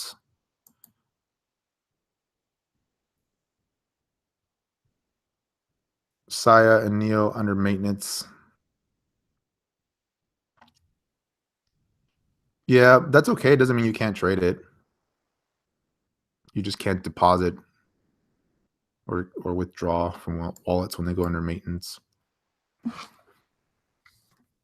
You can still trade it, though. Sometimes they'll take down a market temporarily, but... So Litecoin, I mean, it's marching up pretty good. I'd like to see more volume, but, can't complain. The volume at the lows was pretty extreme, which is good on most of these charts. We saw that. But the chart on GDAX just looks so different than, like, go to Polo, right? And most of the exchanges. I mean, it's just kind of rolling over here a little bit. It came down from the highs pretty big.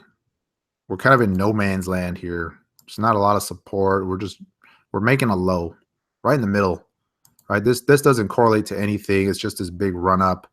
Doesn't really correlate to any kind of Fibonacci level. It's just this middle of the road pullback. Kind of makes me wonder. Is it done? That was a long tail, big support bar though.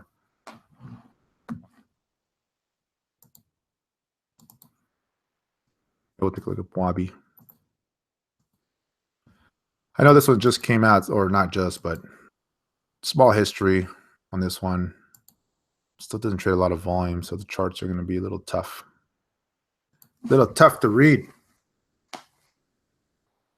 Oh, let's see here. Hold on. Getting messages. Someone just said, go to sleep, Node.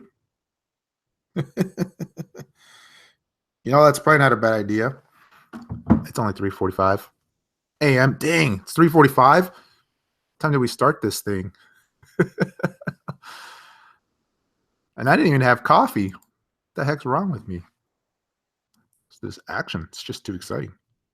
Just can't not. Wow. Good stuff. Okay, cool. I am going to have to call it a night soon, though. We'll see how tomorrow goes. So let's go back to BTC and recap for those that are just joining. But and if you're just joining, I apologize. You just missed like the last 4 hours of intense, crazy sell-off and good bottoming action. We were watching it happen real time, but here's what happens next. This is what you want to watch. And so on the downside, let me zoom in. 30-minute bars, right? We had these lows, good bullish divergence, good wicks that finally broke above resistance. We're starting to rally. Of course, normal pullback action now. As long as it holds these moving average and starts to create this, higher low pattern, that's good. And I think the big test is going to be this, high 14s area right around here. And then ultimately the 15, if we can get back above 16. What I'm worried about is the big picture, right? We held a good support level. We needed to hold, let me get my other.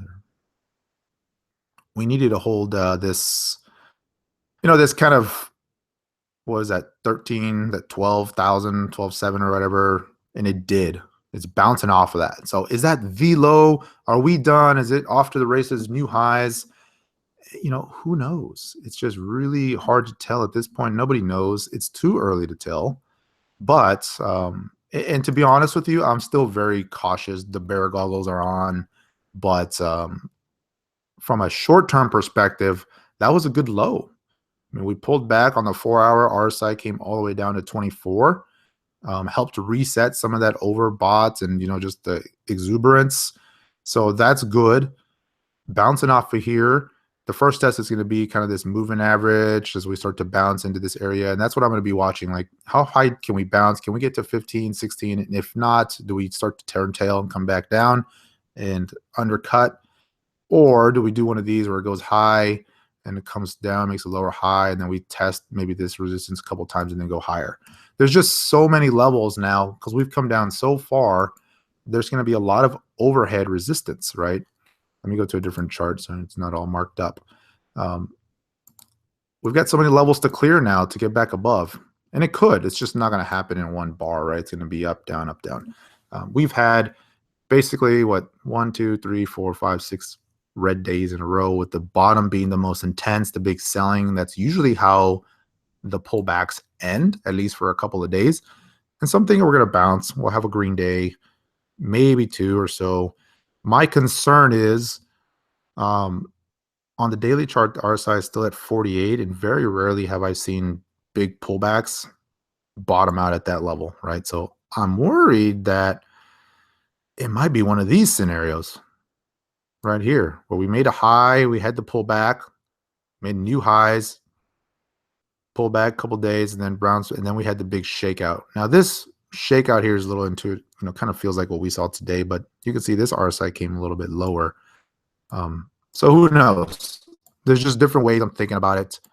Right now, it's a bounce. We're bouncing good. It's cautiously optimistic. I'd like to see some a green day maybe tomorrow, but we'll go from there.